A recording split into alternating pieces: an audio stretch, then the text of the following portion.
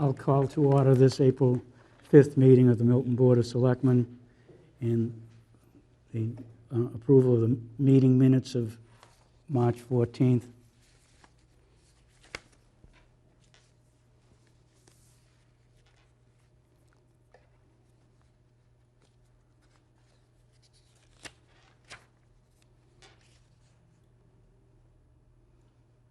I'll make a motion to approve the minutes of Wednesday, March 14th, 2012. Second. Unanimous. All in favor? Aye. Unanimous. Next is the meeting minutes of March 22nd.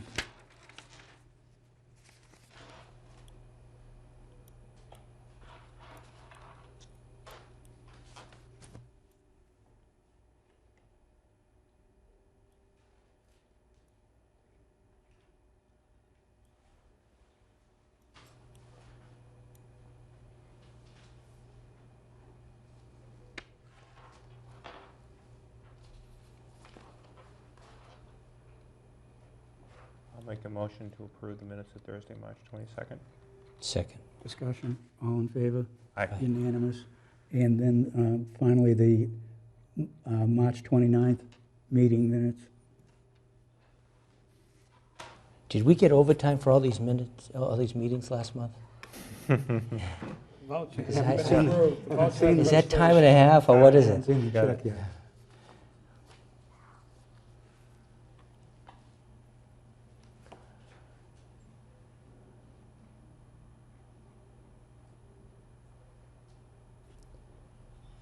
I'll make a motion that we approve the minutes of Thursday, March 29th.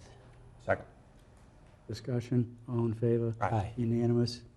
Next, future meeting dates were scheduled for Tuesday, April the 17th. Is that still good with everybody? Mhm. Tell me. Okay, so next meeting will be Tuesday, April the 17th at 6:30 in the John Cronin Conference Room. Next item is citizen speak. Is there any citizen that would like to address the board? Come right up. Hi, Paul. Good evening, gentlemen. Paul Vaughn, I've lived in the town for 45 years, and I love the town.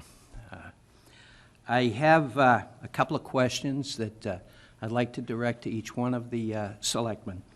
I was out getting signature papers and ran into quite a few of my neighbors that asked about this Preservation Land Act. And quite frankly, I couldn't give them answers.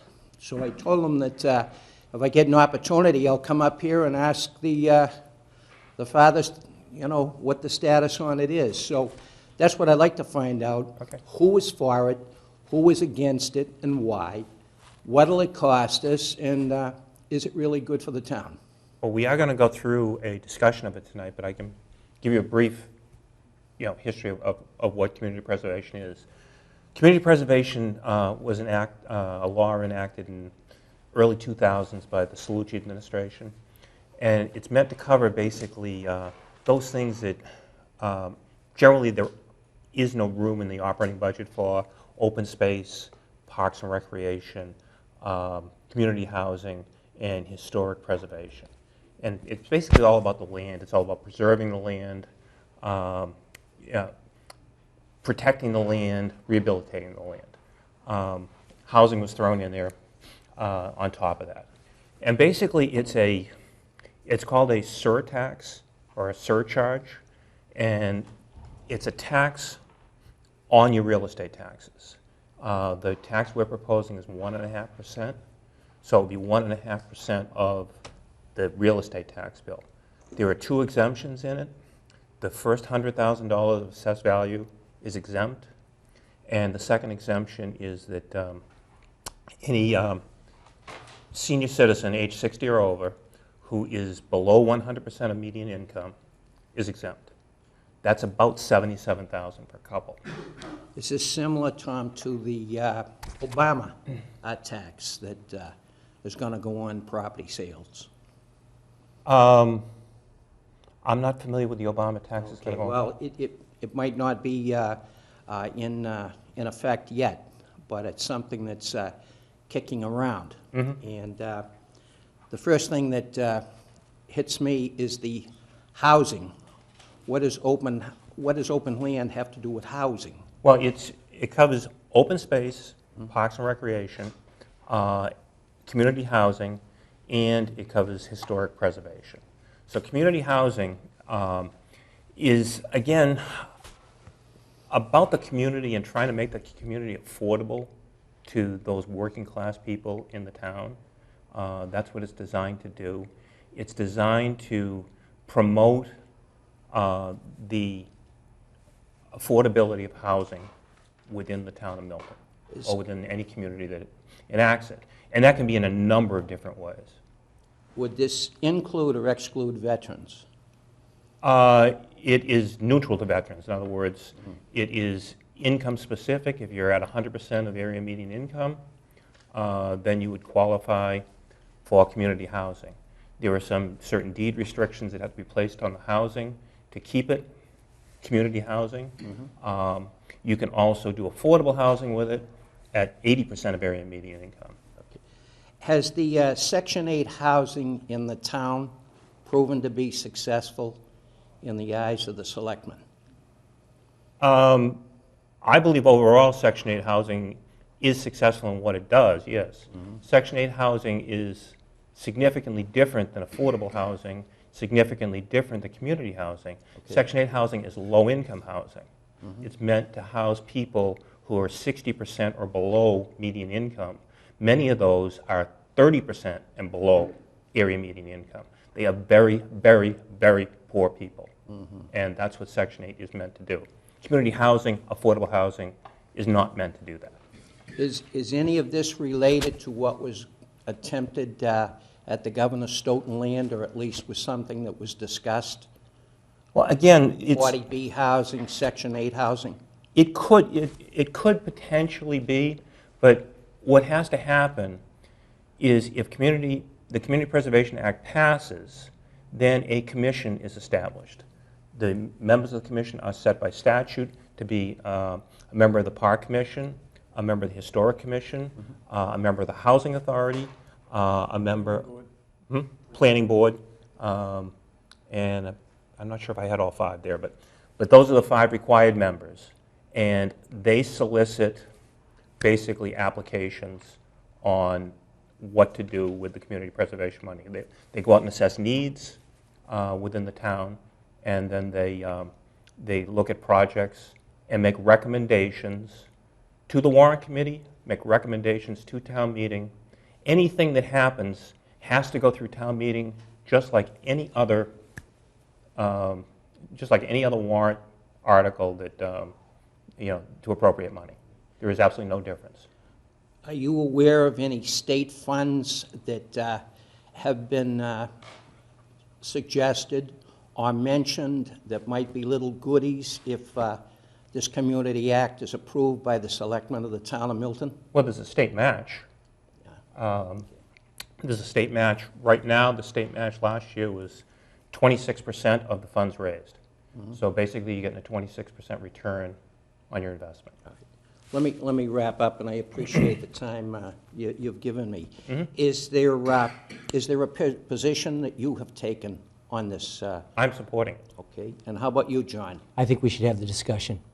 I think we should have the discussion at town meeting, and I think we should, and if town meeting approves it, it should go to the voters. Okay, and how about you, Rob? I've said publicly that I oppose the CPA, and basically what I said, and I've got several reasons, but what I said at the time of a selectmen's meeting was that I'm not for any new taxes. I don't think the economy has sufficiently recovered. That's a concern. It's a concern that we approved of a real estate tax increase to the average homeowner in the last round of close to $200. It's a concern of mine since I've been on this board that the water rates in this town are becoming a high-ticket item. So I've got problems, but I'm not alone. I know that the town of Canton just voted CPA down 700 to 500 approximately. So there is a concern. I commend Selectman Hurley for his efforts. I certainly respect all the diligent work that he's done. I disagree. Okay. I can tell Gentlemen, you, thank you. I can tell you half of the cities and towns in the Commonwealth of Massachusetts have passed community preservation. 3 communities have tried to repeal it, all 3 have failed. The residents love community preservation once it's in place. They generally do. Would that include the town of Arlington, for example? I'm not sure. I suspect the town of Arlington has community preservation.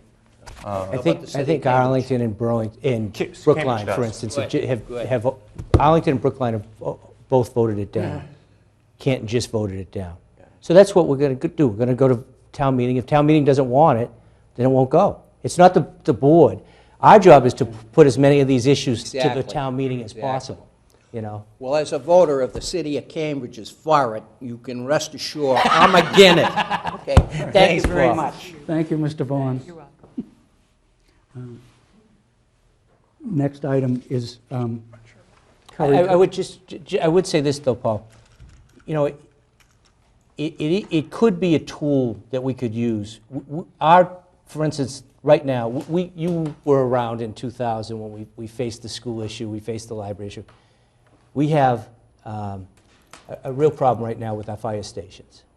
And we're going to have to address the fact that the fire stations are, you know, falling apart. You know, they're in terrible condition. The chief is working on a plan right now, and that will, I'm sure that next year that's going to be in the forefront. Community preservation funds with, you know, the matches from all the other communities that are, you know, paying these deeds tax, that could help us with that. It would help, it would relieve, the Milton taxpayer would not have all of the burden. Do you think this additional housing would have any negative effect on the schools? Yes, I do. Well, first, let me answer that. First of all, nobody is saying anything about additional housing coming in. Nobody's saying anything about affordable housing coming in. Part of the act is to allow it to be used for that. There will be a commission in place to decide how it's used. We are at the point where we can't stick our heads in the sand and just ignore affordable housing in the town. We're not at our 10%. We are ripe for unfriendly 40Bs. And if you want to do something about it, then you need some money to do something about it. And that's what community preservation allows you to do, is rather than unfriendly 40Bs, if you do want affordable housing and do want to deal with the issue, that gives you a way to deal with it. Otherwise, we have no money for affordable housing, or to either fight it or to bring it into the town on a friendly basis. Are all these Section 8 subsidized units, are they included into the percentage? No. Of, no, you bet your life they're not. Well, they're not, because the Section 8 They're not housing... deed restricted. The Section 8 housing vouchers are issued by the state. And the state, you know, in the city of Boston, they can issue a Section 8 voucher. That person that then has that voucher can go to anywhere and get an apartment, any place outside of the municipality within which it was issued. They can come to Milton, get a Section 8 apartment, and you know, these suburban towns that then get the Section 8 housing have a problem in policing you know, some of the troubles that come with Section 8 housing. There are rules in place that the state has put in place that you can control, you know, some of the problems with Section 8. However, we don't have the resources. They have these statutes in place, but we don't have the resources, and they don't help us. And that's where you see some of the problems that we've seen around town. Well, these days. first of all, Section 8 is a federal program. It's not a state program. So it's not really controlled by the state. It's controlled by the feds. Well, they get Controlled by it. HUD. There are some Section 8 units allocated or certificates allocated to the state. Most of them are allocated to the individual communities, and then the communities hand out a voucher. The voucher is portable. They can go to any other community with it, and basically the requirement is they only pay 30% of their income. Most people in Section 8 are very low income. There are many people that don't pay anything for rent because virtually they have no income. And I mean, you can debate the merits of Section 8, but it has nothing to do with affordable housing. It has nothing to do with community housing. It has nothing to do with the Community Preservation Act whatsoever. know, I think that probably the vast majority of people in the town would possibly support if we knew that something like that was going to include veterans, okay? As far as including others that are gonna be a problem, I think that's where the town might follow the same path as the town of Canton. So if we wanna do something about housing in the town, let's open it up. Those DPW workers or town workers that need a place to live in the town that they work. That's certainly what it would be available for. That's certainly what it would be available for. Sure, you know, so, you know, I'm not here to argue, but I mean, Yep. I'm just here to make a point for the other side that, you know, there's many people that are on fixed housing, fixed incomes. Mm-hmm. Not everybody can afford to live up in Fuller Estate. Sure. You got many people in Precinct 8 that have too much pride to speak out, to go to food pantries or anything else. I know. Mm-hmm. I'm not one of them, but I know. Mm-hmm. Too much pride, unlike others that have no pride. Give me. You know, people are sick of it, Tom. You know, but Understand. thank you. I've Okay. gone over my time. Thank you very much. Mr. Sheffield will remember that after World War II, plenty of housing was built in Precinct 8 for veterans and town employees down around Lyme. Whole areas of town were made available specifically to the veterans after Right. World War II, and Lyman Road down in that area. that's right. All right, I'd like to I wasn't around, Bob, Not but that I yeah. really- move on to Curry Yeah. College Yule and Rink update, and I'd like to invite the 3 representatives from Curry to come and join the board. Hello, everybody. Hi there. you doing? Hi, my name's Rich Sullivan. I'm Chief Financial Officer at Curry College, and one of my responsibilities is the Ullman Rink. And with me is Brian Sullivan, General Manager of the rink, and Bob O'Connell, Director of Buildings and Grounds, which includes the Ullman Rink, as well as the rest of Curry College. Thanks for coming, and I'm happy to talk about a community asset that now has a long-term lease. Oh, Well, we're not Still quite working. there Well, yet. Legislation is still in the air, It's been approved. so, but it the will be. legislation's been approved. Yeah. yes. We're waiting for the DCR to sign off to the state entity that allocates assets. DCAM? Yeah, DCAM. So once that happens, then we'll get into the negotiations. We haven't started negotiating yet. Okay. And then, so the intent is to pursue the long-term lease arrangement. 25 years at $1 a year. And then, once... Once that happens, the town will put together an RFP. Again, they have to they have to respond to DCAM and the state agency's RFP. I think the way the legislation, which the chairman said has been passed, gives the town of Milton, the Board of Selectmen, right of first refusal. I think the board is going to seek approval of that lease. Then the Board of Selectmen will turn around and write up an RFP seeking a manager for a lease. And then we'll go through the regular 30B bidding process. Do you have any current expectation of timing on that at this point? And I was just looking at a letter before the meeting started. December 15th, DCI was sent a letter from the Division of Capital Asset Management, DCAM, and asked them to respond back within 60 days, so that's well past that 60 days.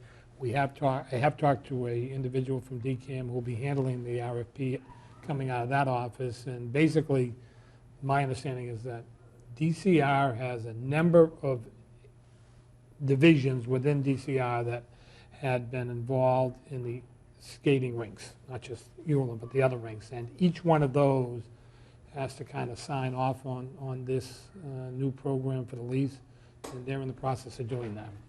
Sometimes the state works a little bit slower, but you know, I think I would guess within 3 months, anyways, the RFP should be forthcoming from DCAM. They'd like to try to clean these things up before the end of any fiscal year. So we expect to hear from them soon and get it all wrapped up before June 30th. In terms of your negotiation of a lease by June 30th? I think you can do it fairly quickly. I don't think there's going to be a huge, the main issue is going to be capital. Yeah, You know, exactly. how do we do capital improvements going forward? Because we don't want to get stuck. And so would you expect to issue your RFP in the summer? I would, I would think. I would hope it wouldn't be a week before, you know, that we're not signing anything a week before the rink is going to open, but we'll try to do a little bit better job. When you than say 2 years summer, ago. are you meaning like this summer or the following summer? I thought Mr. Shields was talking about this summer. Okay, because you have a permit till 2013. We have a contract with the town, and the town's Yeah. permit goes for 5 years. Our contract goes Goes through 3. August 31 Yeah, of next right. year. Right. And we'd need to work things out way ahead of time so that the following September, that rink opens up as usual.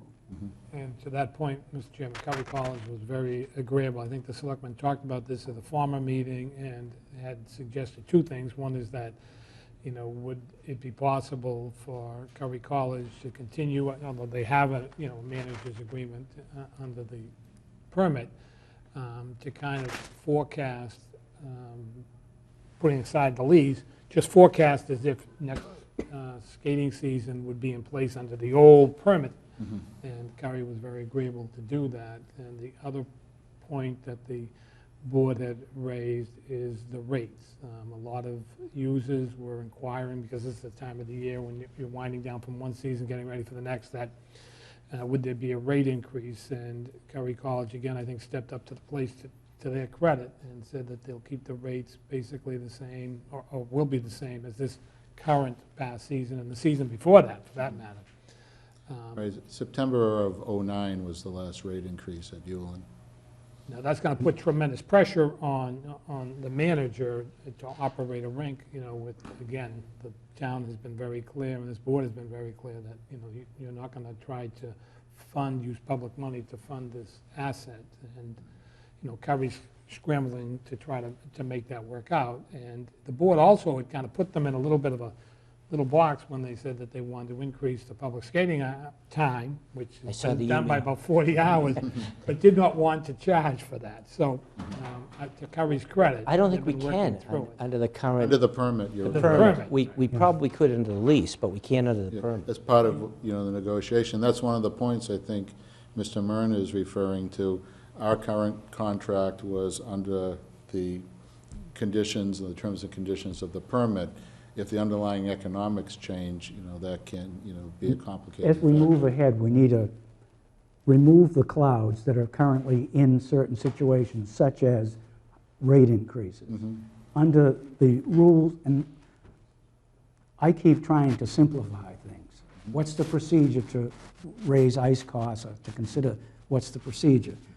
DCR has stated that they must review and approve any increases at the rink. They've also stated that increases are allowed, but they have to be reasonable in order to serve the public purpose of the rink. That being said, in my mind, the waters have gotten a little bit cloudy in the past few months when it's not DCR at the moment that we're dealing with, it's DCAM. Almost, in a sense, another layer of bureaucracy that says to the DCR, tell us basically, I think, that the rink is, that it's surplus, that you don't no longer have a need for it. Don't quite understand that, but I think that's the procedure. And so then DCR will respond to DCAM, but I would like to know, and I'm sure Curry would like to know, the town needs to know, the user groups need to know, what's the procedure going forward for any rental increases in the hourly ice costs at Ullin Rink down the road. And it needs to be something in place that Curry thoroughly understands, that the users understands, and that the Town of Milton Board of Selectmen understands, and reflective of projecting ahead, not necessarily who the current players are. And that's something that I'm hoping that, and I'm sure you are too, that as we move ahead with an RFP and so on, that we have a good understanding of the different procedures. Capital improvements are a huge issue. If you need a new roof, who's going to pay for it? You want to know the answer, and so doesn't the town, because it's still a state property. And under the current situation, I think that the state pays. Right, the But sta- we want to, you know, put that, have them put that in writing. Right. The three main areas of capital exposure, if you will, that the state's responsible for under the permit are the roof, the slab under the ice, and the refrigeration system. Three very significant areas. They also provided the Zamboni, albeit an old one, a Zamboni, the original Zamboni for the rink. So those four areas are the four principal areas of exposure for a rink, for capital. I believe you had asked to do a quick review of the rink. I'll speak to the report provided to the Board of Selectmen in November, and I'll update it, you know, with the experience over the past season. The investment in the rink, the negative cash flow by Curry, at the end of this operating season, the end of the second year, will be about $500,000. That's about half operating losses, half capital. I think the capital is well reflected in what you see when you go in there now. It's a much cleaner, much more pleasant place. And, you know, the Milton High School hockey team's success there is a, you know, a great, you know, thing for the community, and, you know, the rink was happy to be there to see it happen. You know, but tremendous credit to those folks, and I'm glad they had a somewhat upgraded facility to have their success in. But, you know, one of the principal things that we've been talking about right along, and one of the two things we're shooting for. One is the quality of the experience in the rink, and the other is long-term sustainable viability, sustainability of the rink, getting it economically self-sustaining. We've made some progress, but tremendous challenges remain. The rate question, the capital expenditures question are, you know, two of the primary ones. But, you know, while we appreciate and, you know, like to see the successes, we also realize the challenges that remain ahead of us. In some of the successes, the season is now 25% longer than it was under the DCR. It's 33 weeks as opposed to 26 weeks. One of the personal advantages for me is that allows Milton Youth Hockey to have their tryouts there as opposed to the other side of Quincy. So they never had tryouts at? No, it's been in the Quincy Youth Center, Really? which is geographically probably 6 or 7 miles from my house, but it seems like the other side of the world, and getting there during, you know, at 5:30 in the evening. That's historically where it's been. With the extended season now that they're able to have it in Milton, they're taking advantage of it, and so a few hundred families aren't going to have to truck all the way over the other side of Quincy. You know, tremendous advantage for me personally with 2 kids playing hockey, but for the community as a whole. So that's a, you know, great thing to see happen. And the public skating that we referred to, we have 40% more public skating than what the DCR offered, and we chose to expand it on days when the Milton Public Schools are closed or have half-days, which allows the kids to have something to do, and those have been extremely successful hours. Sometimes a little too successful because it gets overwhelmed with the number of kids, and the ratio of kids to parents is pretty low on some of those half-days. Yeah, but you touched on it. There's nothing for kids to do. Right. You know, so. And that's why the it's greatest there, thing. and that's why Yeah. the hours are there. So it's been a great thing to, you know, have those expanded hours on those days. And it's great complementary to the normal schedule in the rink, because those tend to be hours that wouldn't have been used. So that's a great thing to have to offer. But sustainability, you know, is one of our 2 primary focuses. We talked about you know, the need to increase the hours. We've increased the hours 20%, the sold hours, over the 2 years, in addition to the free public skating. We've increased those hours. Commonwealth figure skating came in this past year. We were able to accommodate them through the cooperation of Milton Youth Hockey, the South Shore Conference, and freeing up some hours. But most of the hours were previously unsold time and public skating time that we could move around to other times. So that probably maxes out our ability. We spoke with users about coming in for next year, but we just couldn't line up enough hours. What users want is a consistent set of hours throughout the year. And what we have is a blip in hours in the middle of the year, and which takes some of that consistency away to offer. And last year we were able to achieve what Commonwealth figure skating needed by moving some stuff around. it's becoming increasingly difficult to do so. So have, the manager having some authority to reallocate hours as necessary, I think will be critical to being able to sell more hours. And selling more hours will help balance the pressure of, you have two things, rate and hours. If you sell more hours, that can take some of the pressure off of what you might be thinking about doing for rates. And I know the cost of ice time is the single most significant thing for whether it's a Learn to Skate program or the youth hockey programs. Ice time is the most expensive factor, so being able to achieve an appropriate balance is something we need to be able to focus on. The long-term lease thing is huge because as we've talked, Mr. Shields and I have talked for years now about this, being able to invest in the rink, you need a long-term period in order to justify an investment and a return. And capitalize it over 25 years. Right, and the town has a permit that can be canceled on 30 days' notice. So I don't think you'll find too many investors willing to invest in something that could go away on 30 days' notice. Exactly.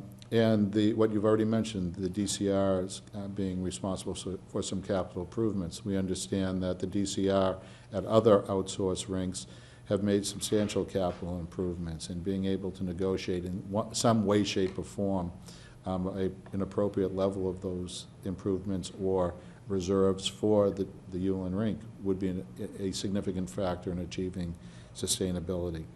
And of course, maximizing whatever the concessions can contribute to the mix is also very important. Bob's right. He's dead on, because in the end, the DCR still owns the rink, or the state still owns the rink. So they should be, any major capital improvement, they should be able to, absorb, but not us, not And they've demonstrated that at other rinks. And Right. I know, people change at the DCR and times change, but the fact remains that they've invested substantially in other rinks, as we understand, and getting Ullin to have an appropriate share of those funds could help greatly in mitigating the exposures and being able to make the rinks self-sustaining. The capital improvements that we focused on during our first year were the aesthetics, painting, cleaning, that sort of stuff, and the energy efficiency. We put in a low-E ceiling, which fortunately, given this last winter we had, with the warm weather, when you're in the ice business, isn't a good thing. And the lack of snow wasn't a good thing either, because it meant it wasn't as cloudy, which meant the sun heating the roof of the building was more pronounced this year in the past. So we didn't achieve much in terms of energy savings versus the prior year, but probably achieved a lot versus what it would have been otherwise. We didn't lose anything. No, it stayed about the same. Actually, slightly lower, but I was hoping for much lower. Bob and I were at the last, I think it was the last home game that Milton High School had. I think it was against It was senior night, Natick, yeah. Natick, and it was a warm night, and there was behind the goal we were standing at, there was a lot of water. And Tom McCarthy, who's one of our park commissioners, works at the rink at He's night. one of our He told me that the low-E ceiling, Bob, you can answer this one. He said they had turned on the second compressor for the first time all winter that night, because there was so many people there that it was so warm. And he said that this has got to have saved us money this winter, because the second Yeah, during the course of the year, on startup, you have to run them both. And then as we got into the cooler season, we went to one compressor, and then we worked with Rico to try and flex the schedule with Brian taking readings during the day, charting those readings, and then taking a look at what the best way to limit both the demand fee, which is basically 8 a.m. to 8 p.m. You have a demand fee that you have to factor into your usage. It's based on your peak 15 minutes So if of you the have- month, If you have, any 15-minute period. so they pull the location every 15 minutes and they take your peak. So you turn the second compressor on, and it's during that demand period, you can be paying a couple $100 extra an hour for the whole period, because it's on the peak. Our demand charge is $7,000 to $8,000 a month, so that's for those 15 minutes. Really? Yeah. So what we're trying to do is balance the best way to do that, but for a substantial part of the season, we ran on one compressor. We ran that compressor out longer. It's more efficient to run it for a longer period. One compressor, then to have two cycling on and off to start up, just like in your car, is not the best, most efficient use. So we did run a good part of the season on the one compressor. We lead lag them. One runs one day, one will run another day. But we're still working on that. We put in some energy controls. We have a sensor that was installed in the ceiling that reads the ice temperature. So we're reading the surface temperature of the ice, and we're reading the bed sensor, which reads the subsurface temperature, and we're working through the whole process of managing to that. Okay. Yeah, I saw you were a little surprised to find out we paid $7,000 for 15 minutes of electricity. Yeah. And what the theory is Little. behind... we You should, if my daughter were there, it would be 16,000. You know, everything's on. But the theory behind that is actually, you know, pretty logical when you think about it. Our electric bill, $130,000 a year or something. About 43% of that is demand charge. It's for those 15 minutes each month. Yeah. And so on an average month in the winter, say that bill's $15,000, $7,000 or $8,000, say $7,000 is the demand charge. And so you pay for your peak 15 minutes, and then you pay for your total volume. And the reason why they do that is if they can get people to focus on their peak time and lower that, they avoid building a power plant. So they're trying to get people to get peaks down and spread out their load as possible. And that allows them to have fewer power plants, which is the biggest cost of power generation. That's the theory behind it, and so we need to manage along those theories. It gets pretty complicated. There are other nuances to it, but that's the basic theory behind it. Have you come up with any plans, Brian, if we get the long-term lease and we have the flexibility to go out and you know, do some capital things, Sure. And put it out over time based on the value of the lease. Is there a plan in place of things we can do to lower that Yeah, $7,000? we've looked at, there's a number of The different tools out there, whether it be what's called a VFD, or variable frequency drive, which, you know, right now, It revs up slower. yeah, it'll rev it up slower, and then not only that, but if a compressor needs to be on at 50%, the drive will put it on at 50%. Right now, we're either on or off. There's no... Just goes right 0 to 100? Right. So these are some of the tools to sort of chop off the top of that peak, if you will. Obviously, it's been a challenging winter just because of the warmth. I'm sure everybody else is excited about how warm it was, but every time we got the electric bill, we're cursing it. So, you know, so there's a few different things. How would you like to be running a ski area up in Vermont? They get At least they can put a water park in. Yeah. But, and then the other thing, the plant itself, the two compressors that are there are actually more than capable. They're both 125 horsepower engines, so they're pretty powerful. For whatever the reason, the DCR tended to undersize the exchange tubes, the heat exchange tubes, as well as the cooling towers. Well, that was 10 years ago. Yeah. So I don't know why. I've asked the question to a few different people, and nobody seems to know the answer. Because usually the plant's like bought in a package, so you'll go to a company, whether it be Frisch or Honeywell, and just say, we need this, and you pay it. So I don't know why they undersized the exchange tubes in the towers, but put in two compressors that run at 125 horsepower, which most rinks you'll find that run about on a 90 horsepower engine. So, so there's some additions or some, I guess, improvements that could be made to the plant that would help make it more efficient. But those would be significant capital expenditures with long-term payback, and to the point you raised previously, on a short-term permit, it's can't not do that. economically justifiable. Yeah, that permit was horrible. You just have to suck it up. You know, You're probably looking at about $300,000 or $400,000 expenditure to do it. So, but to go back to, I mean, we actually this year the ceiling saved a lot when the building was vacant. The challenges we did face, like typically in a Milton High School game, we would turn two compressors on. Curry games will turn two compressors on. And the reason for that is, number one, the ice quality. We want to make sure that, obviously, for those games that we have the best ice quality we can provide. That's number one. But number two, when you end up with, you know, whether it be 400 or 500 people inside of the building, that body heat, believe it or not, puts on pretty significant load onto the ice. You know, the heat that everybody's giving off is going somewhere, and somehow, some way, it's going to radiate down on that ice. So you'll literally see in about an hour the ice temperature increase 3 to 4 degrees once you start putting people in the building. So typically, we would turn on the second compressor an hour or two before a game, so we can get up and running, get ahead of the game, and then once people are in the building, to sort of offset that. That's to lower the ice temperature, so when it comes back up, it's still at the right It spot. would come up to normal, so. And, you know, some of the other things we're looking at for energy, some electrical efficiency, things like occupancy sensors, multiple light settings for the ice, so you have practice lights versus game lights, that sort of thing. And power factor correction, which is just conditioning the power coming in, so it's a little more efficient for the compressors and the other equipment to use. You know, as we just discussed before, the season has been extended. It's now, you know, has more of the warmer ends of the year.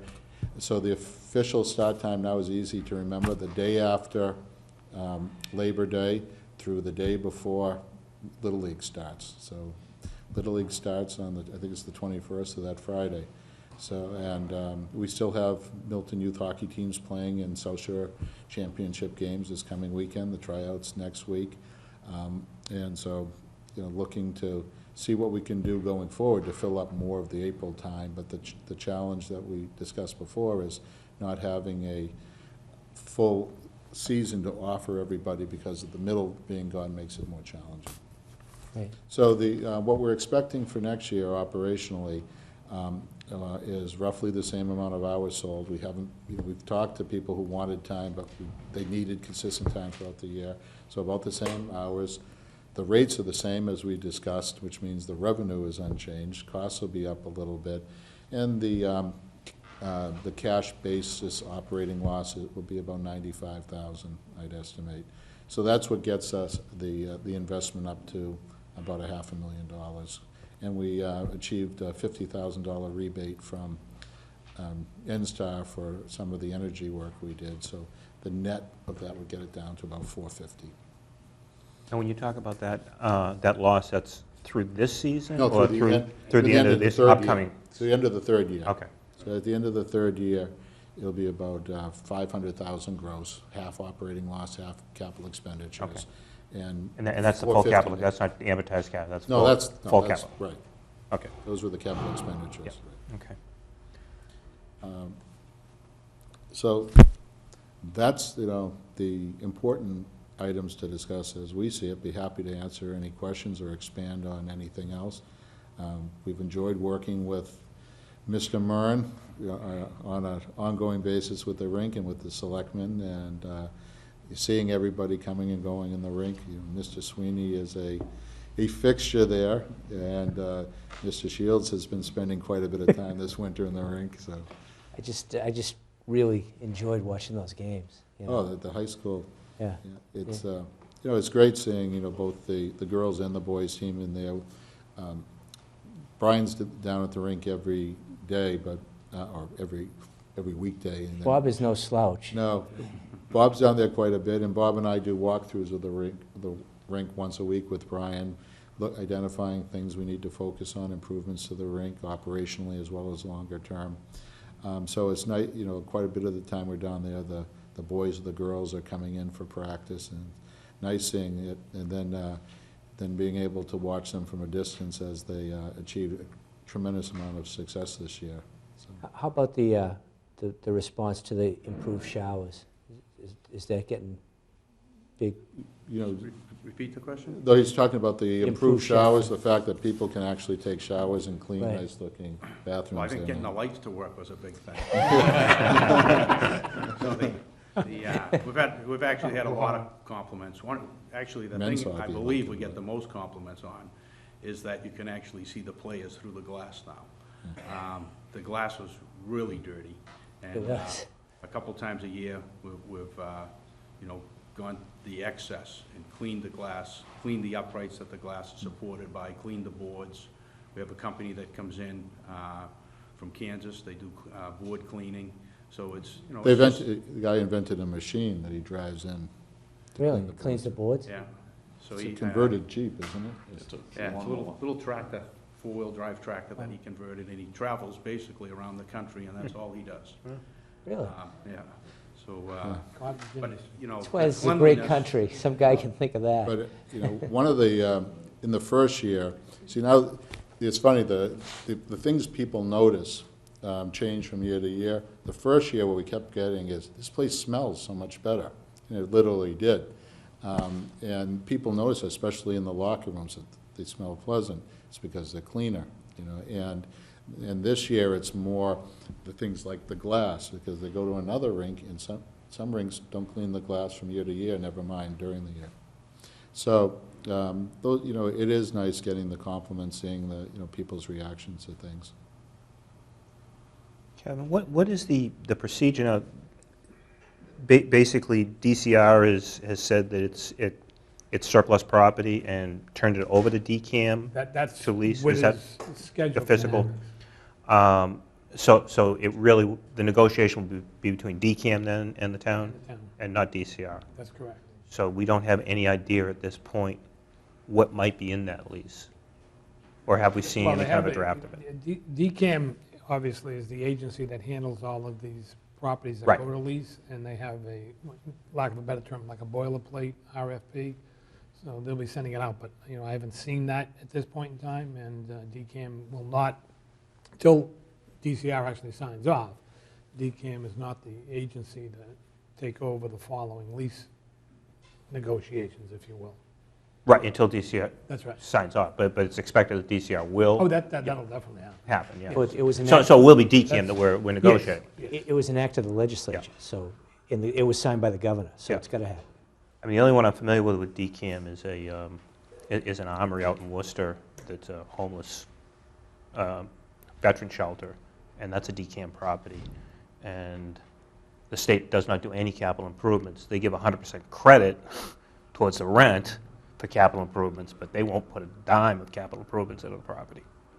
So I don't know if that's a, So we'll just deal with. I mean, That's- that basically needs to be basically worked they're out there for $1 a year because, they get Right. 100% credit for all capital improvements, but, When DCAM is. So we're already at a- Is now in the at a top. process of stepping into the picture here.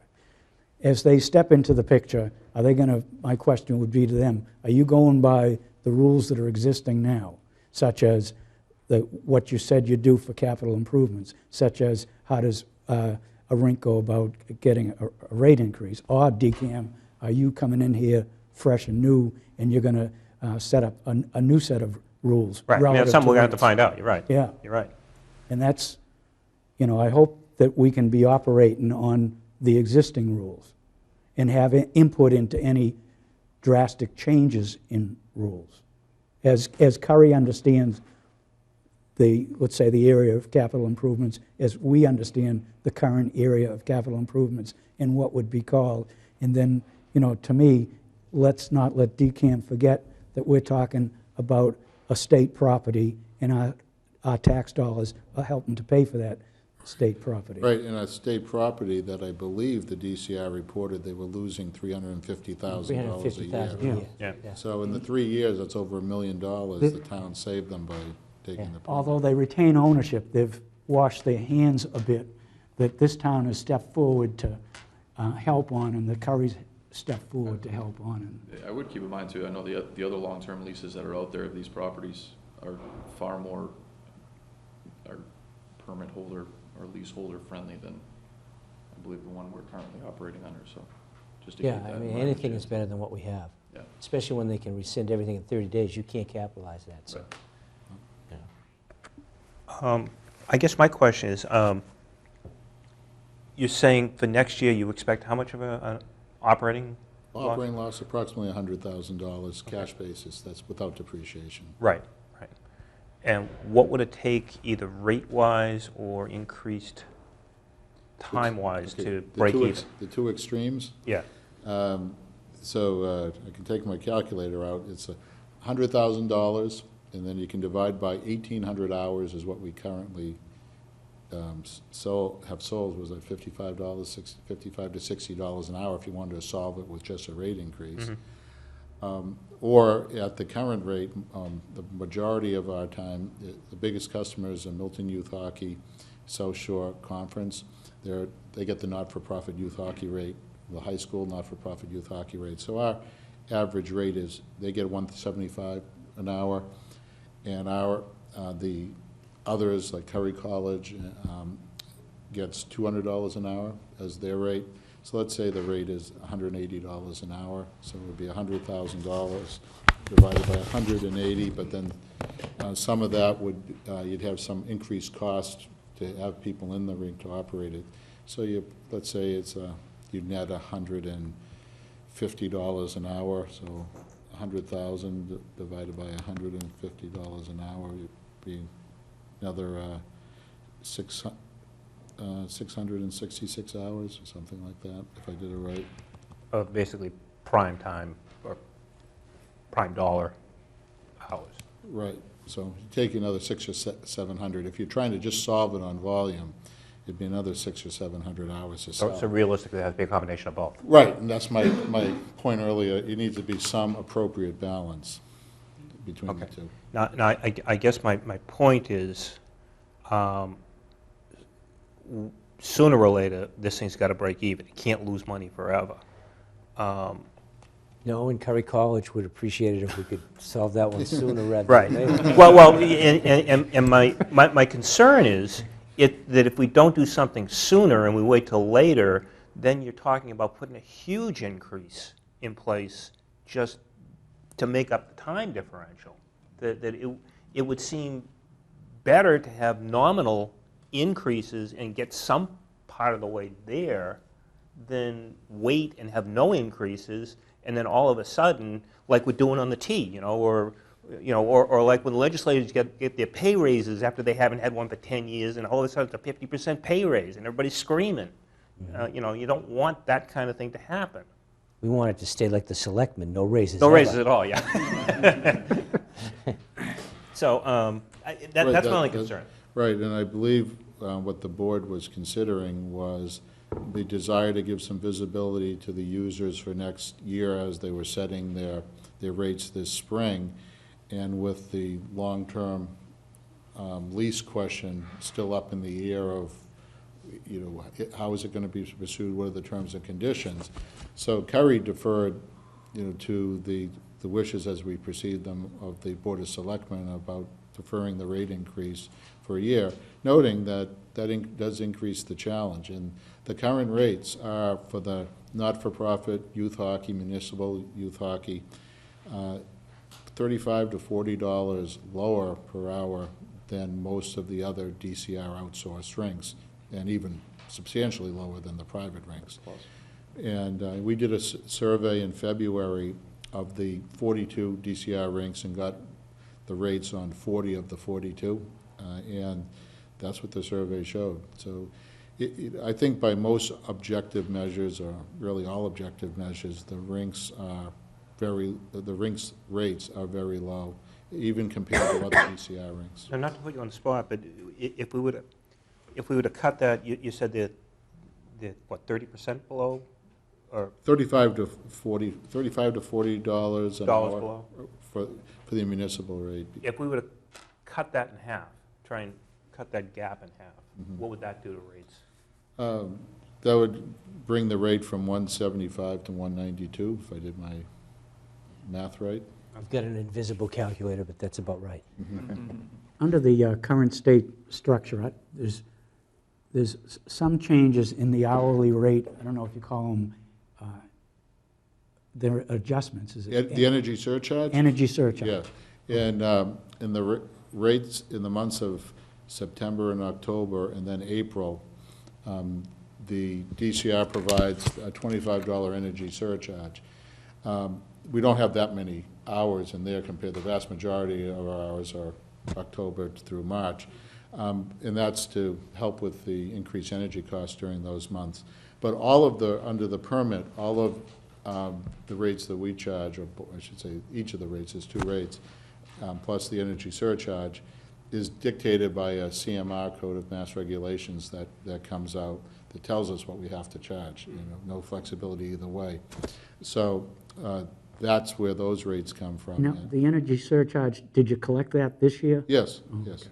We didn't collect it the first year because when, as Mr. Murray is referring to, we signed our contract with the town, I think it was September 13th, and the first hour of ice time was the 15th Right. of September.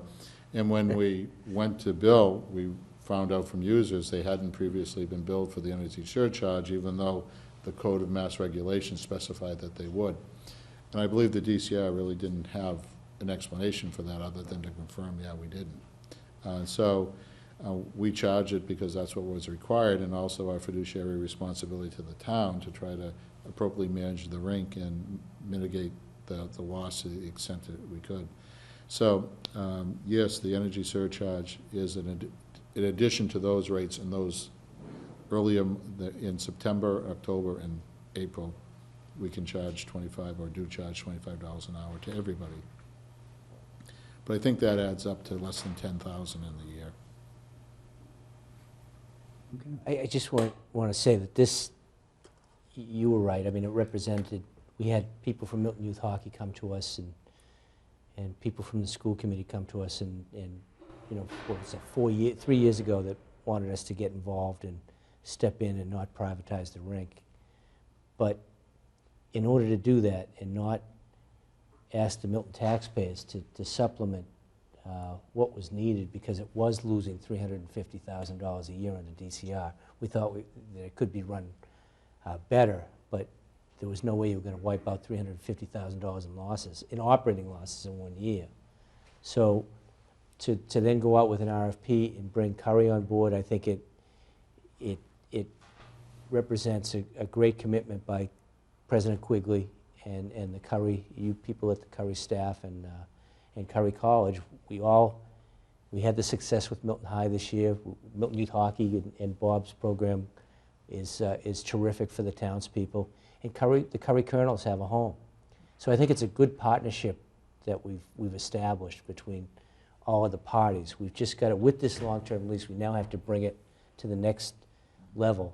And we don't want to lose any more money. We'd like to do a little bit better than break even and keep the costs as low as possible. Right. We told that to the town meeting this last town meeting that we had.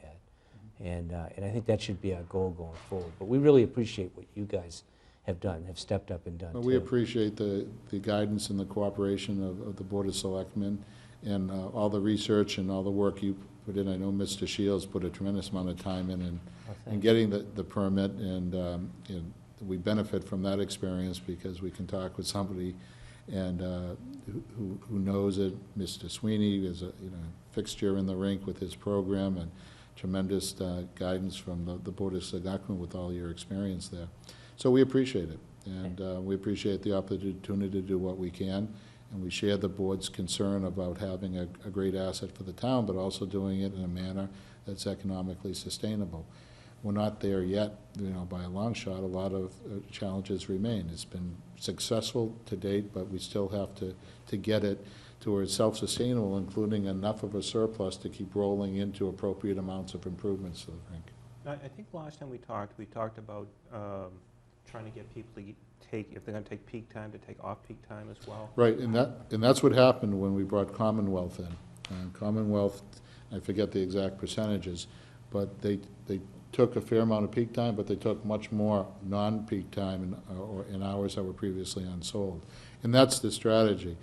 If we bring people in and all we do is convince others to free up some peak hours and give them peak hours, this doesn't solve our problem. What we need to do is to try to level it out so people are taking as much of a full season, as they can. And, with the new user, that's a necessary consideration. They have to do that in order to... But you're grandfathering all your original users in? I wouldn't say so much grandfathering. What we do is respect, what they've had in the past. We try to work with them to reallocate hours as necessary to bring in users. But quite frankly, the rink manager needs the authority to make those decisions and not just be at the subject of the users saying whether they will or they won't. Kerry, I believe, has demonstrated with all of its users it wants to work collaboratively with them, work things out to mutual benefit. And so we do it in a reasonable basis. And I think what is necessary for the board is, for the manager rather, and working with the board, is to have a reasonable authority to make reasonable changes as necessary to achieve that. We should also just thank Representative Timilton Oh, and Senator sure, Joyce yeah. again. If they hadn't passed that through and the governor hadn't signed that bill, we would be really in a mess for next year, at the end of next year. Because we'd have to renew that stupid permit. And now we can get a long-term lease, which is a much better option for us.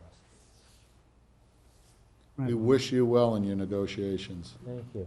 Well, we'll keep you apprised of what's Yeah. going on. Thank you. They may bring up some wacky stuff that we'd have to talk to Yeah. you about.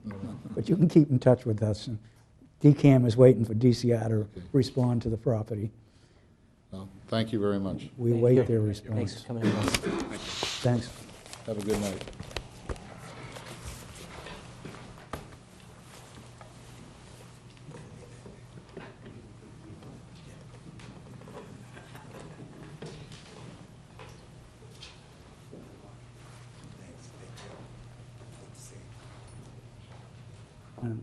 Next is a public hearing pursuant to Chapter 138 of the Mass General Laws. The board is convening a public hearing upon the application of Milton Opus LLC located at 95 Elliott Street for a liquor license to expose, keep for sale, and to sell alcoholic beverages to be consumed on the premises by members and guests. Abutters have been notified. The hearing was noticed in the March 15th Milton Times. We have backup paperwork that proposes the conditions that were created in a joint meeting with Town Council and Dan Kerrigan, the manager. As with the licenses granted to Abbey Park and 88 Waugh Street, the conditions that cannot be imposed on a liquor license are imposed on the common viculators license, and therefore both licenses are issued simultaneously. And we welcome Dan Kerrigan and Mr. Sheffield and our labor Town Attorney Dave DeLuca. Hi, Dave. Good evening. I'm Attorney Bob Sheffield. I want to say that this is Dan Kerrigan, who has been working towards the establishment of a new restaurant in Milton at 95 Elliott Street. As you know, in Milton, that is a long process.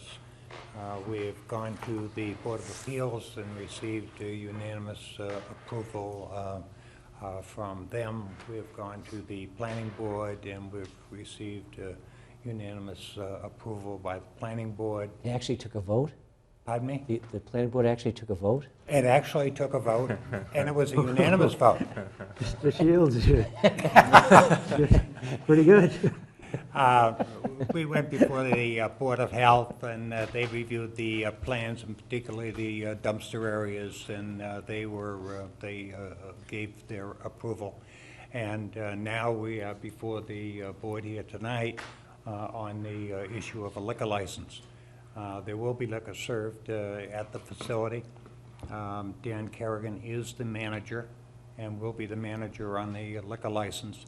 He's currently, has been a manager on a liquor license and is quite familiar with the processing controls and the handling of liquor, and that all the employees and staff who are touching alcohol will have first attended a class with the ABCD and will have graduated from that, so that the staff will be familiar with the protections and the laws and the requirements and the handling of liquor. And with the approval of the liquor license, and we have also received building permits, it seems like we'll be set to go. I went to your place in Westwood. Oh, did you? Yeah, it was great. Well, thank you. Food was Great. excellent. Recently? Yeah. No, were you in with your wife before? Here. Here, yeah. Correct, yes. What was that, about 6, 8 months ago? 6 or 8 months ago, It was probably like a month after you were in. I went on a Wednesday Thank night. you. Yeah, it was Okay. great. Great. It is a great place. Well, thank you very much, I appreciate it. So if you Now, bring will that this to restaurant Milton, be it'll be similar? super. It's going to be a little bit different stylistically, slightly less expensive, and a slightly more casual feel, but our food, the goal is to have the same quality food, the same style of food, great quality wine list, all of that stuff. So we have a phenomenal chef partner here as well. different gentleman at Kiara, but just super talent, so we're excited. Great. And we have provided the board a copy of a draft common vic license and a liquor license for review. Yeah, I looked through this already. I just had a couple of questions, which I think, one of which we answered, right, in terms of the taking home the bottle of wine with you, and, Right. and that's controlled by state law, so there's nothing we have to write into this. That is correct. Okay. And there are controls on that. It has to be in a sealed bag. Bag, yeah, The right, whole, right. the whole thing. Okay, and I think the other question I had is, in here, we require a certified public accountant to, well, a statement, is it prepared by a certified public accountant? Is that what it says? Um, You reviewed the draft? Yep. Yeah.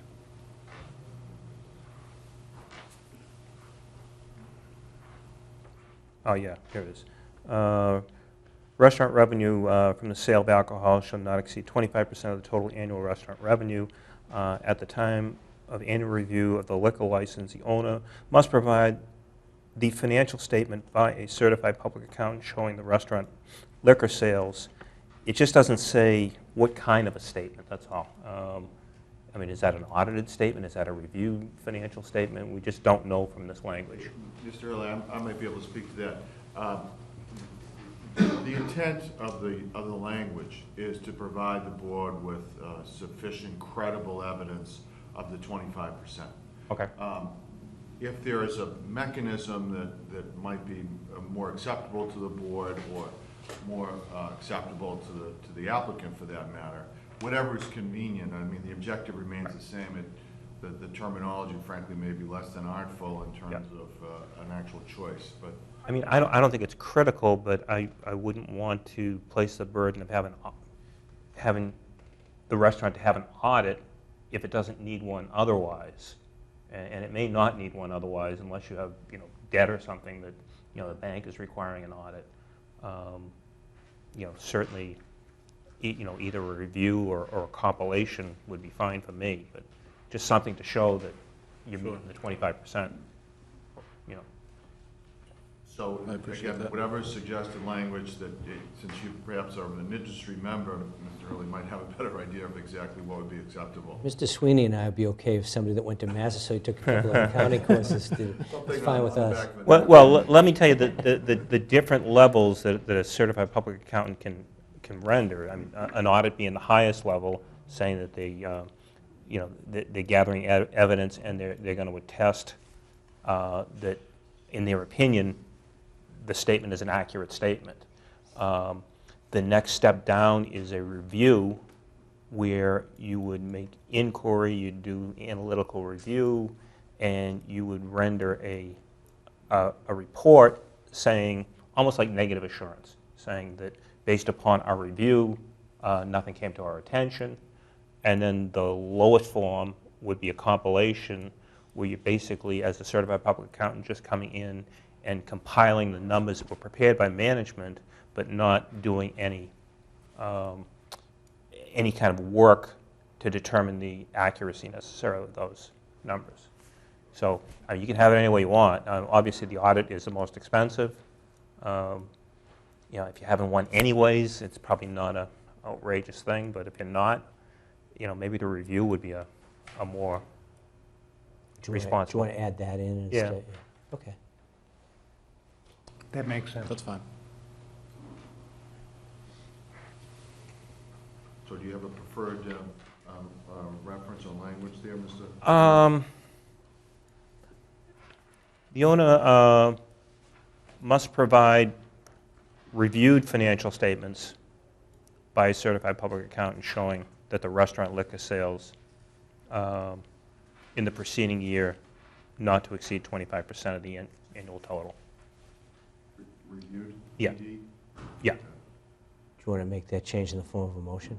I'll make that change, form of a motion, yes. I'll second it. And, all in favor? Aye. Unanimous?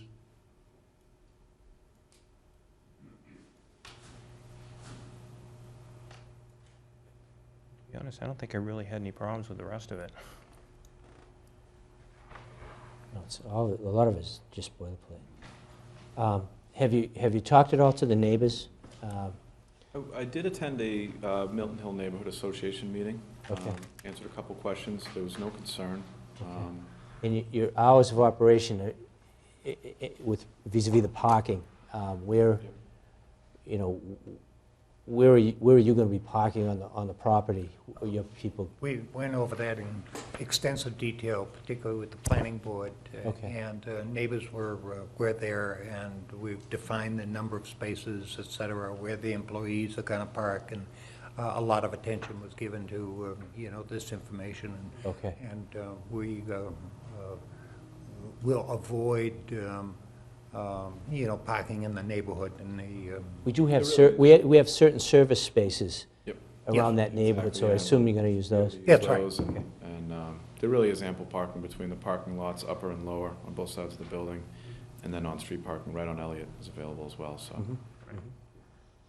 Now, are you going to have outdoor seating as well? Or? We will have outdoor seating. You can see on the screen, so it's the east end of the lot.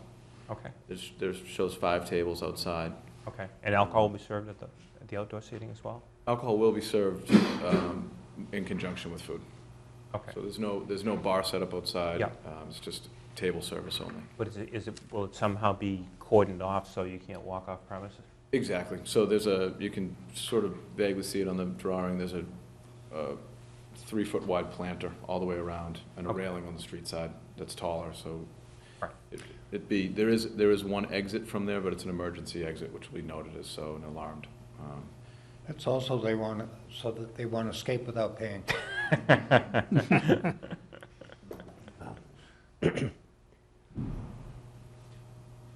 I don't have any further questions, I don't think. Nothing, I think this is great. Yeah. Is there any a member of the wonderful addition to the audience town. that wishes to address the board regarding the application?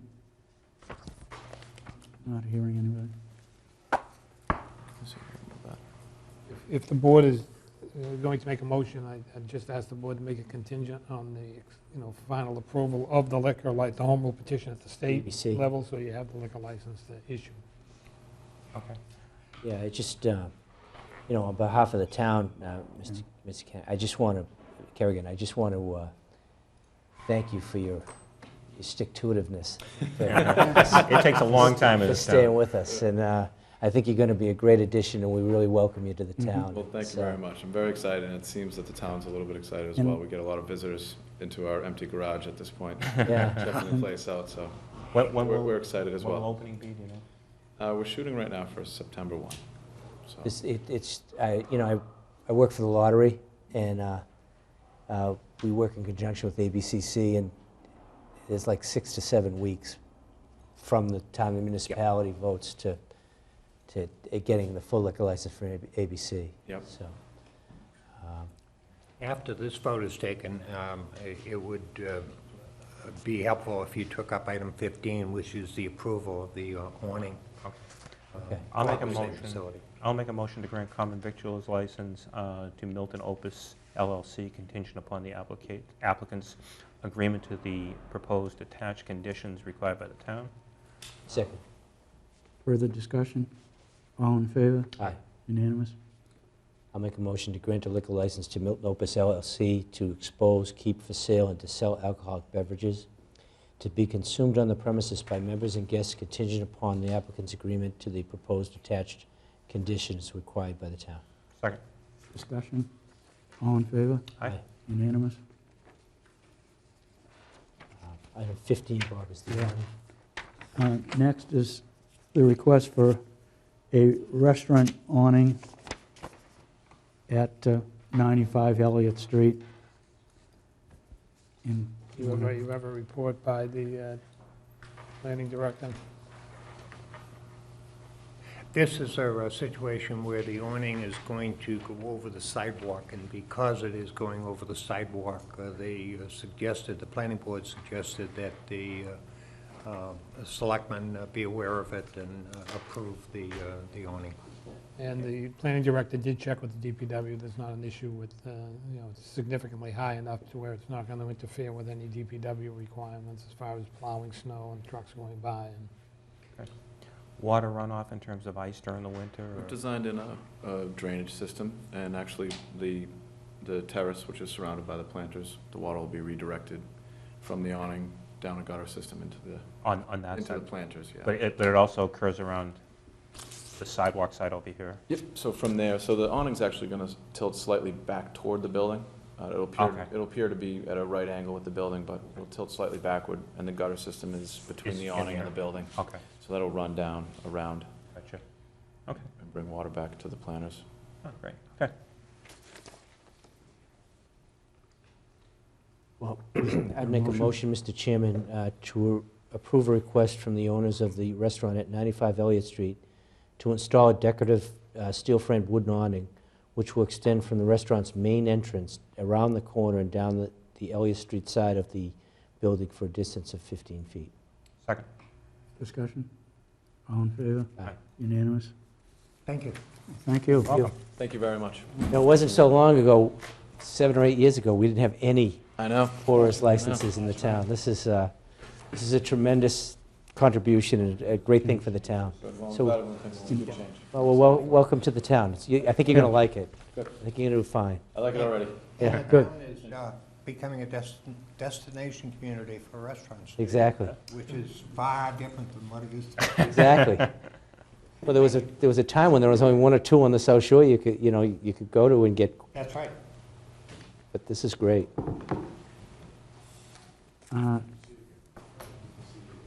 Take care.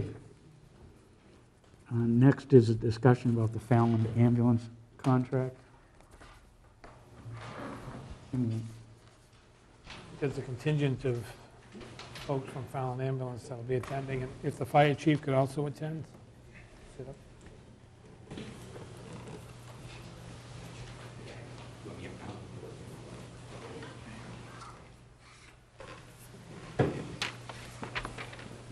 Hi, Tim. Chief, how you doing?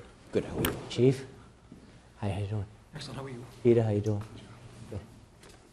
I don't know who's going to do the introductions. Peter Rascott, Fallon, Sean Tyler, Chief, Tim Fallon. Thank you. Thanks for having us. No problem. Mr. Chairman, the board, this is, and I think I was kind of surprised at the number of years, but about 21 years ago, the town was in the ambulance business, realized that with the level of training that was going to be required under the paramedic type of service, and the town looked towards going out and privatizing its ambulance service. That was 21 years ago. To the town's credit, it's in Fallon Ambulance. Fallon's bid on the first contract 21 years ago and has been providing the service since. The current contract expires at the end of this current fiscal year on June 30th. This is not a, because it's an emergency ambulance service, is not required to go out on a type of bid process. However, we did make some inquiries with another ambulance company that's pretty well known, not generally in this area, but still in Massachusetts, and they put in a proposal, but that proposal still was not as inclusive as what Fallon Ambulance has provided over the years. And I think they're here to answer whatever questions the board may have. Yeah, I asked that the chief be here only because and do we have a copy of the other proposal also? I don't know And if you have it on, I do have a hard copy. I don't know if the chief has had a chance to look at that proposal. I actually haven't. I do have it on my, Okay, but I have not had a chance to look at it. because that's my concern. We'll give you time to read it. That's my only concern is, well, two things, and I want to make it clear. I'm not necessarily for taking ambulance service back in the town, but I certainly think it's been 20 years since we've had it. I do know about 60% or so of the communities in Massachusetts have the fire department maintaining municipal ambulance service. Less so in this part of Massachusetts? Because I know Dedham and, I'm not sure Canton. Canton runs fire, Randolph runs fire. Yeah. See if I get this right, Quincy, Braintree, Milton, Dedham, Brookline Do not. are all held by these guys. Weymouth. Is there one more? Weymouth. Weymouth, I'm Okay. sorry. Yeah. So it seems to be somewhat prevalent around here that it's private ambulance service. The rest of the Commonwealth, it seems more prevalent that it's fire department run ambulance service. So I guess, I think we owe it to everybody to at least explore that, and I just wanted to make sure that you were aware that, and I talked to the chief, we're not ready to explore it right now, I don't think, but I think we probably will at least explore it. That's all I wanted to. And my other concern was we did get the AMR. It's AMR, right? Yes, I am. Who's obviously a huge ambulance company. And they were providing supposedly some additional services. I have no way to value those services. I just wanted to get your input into the value of those services. And then number two, if they are valuable, could Fallon also provide those services? I'd rather stay with Fallon than suggest having another ambulance service come in. Right. We have had a good experience, obviously. Right, yeah, without looking and having seen what those But if I services. give I think free, why not? the only additional service that they were offering, which really is not, because I don't think we have a problem with response time, was they were offering to provide a second ambulance. But I don't have it Oh, you don't have it? with me now. So that was the only real, I mean, I thought there were Well- about 10 or 15 things on that list, but it came down, here's the service that are currently provided, here's the additional Right, services. yeah, And there were quite a few of them, but I don't remember off the well, top of some my of head the, what they were. the ones I think that they were offering was, the training is already being done by Fallon Ambulance, so I don't think that was a really additional service that they were offering. The only one I really noted was they were offering a second ambulance, but the response time that Milton's been receiving in the current system response time has never been a problem that I'm aware of. And it would have been a Milton marked ambulance, I think they said? I'm sorry, no, In other words, it would have had Milton logo on it, I believe. I think that's what I they were don't know, saying. but, yeah, I don't know the one. Currently, the ambulance in town is currently marked Milton. in service to the town of Milton. Yeah, okay. That's common. Okay. But again, I guess without the thing in front of us, it's kind of hard to discuss it, but, I read the other proposal, the information that was available on it, and I would agree with the town administrator that there's nothing, to me, nothing significant in there that would sway me from wanting to extend the Fallon ambulance contract. When I think of Fallon, I think of an entity that's been known in town for decades. And I'm always firmly convinced that if you know the entity and they've been providing excellent service, you go with them. Why take a chance with another company that's operating, I think, out of Natick, with a proposal from somebody who was a former employee? I'll go, I'll go with Tim, Fallon. were we the Well, first, okay, were we here- the first municipality that you had as a client? Okay, thought that.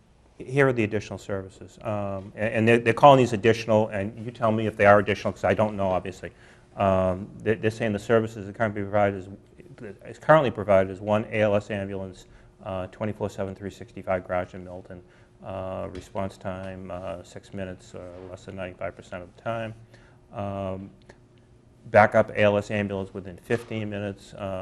One annual EMT course for police and fire. 2 EMT refresher courses annually. Defibrillator leased to the town at a cost of $100 per unit. CPR training for town employees twice a year. Heimlich maneuver training for restaurant employees twice a year.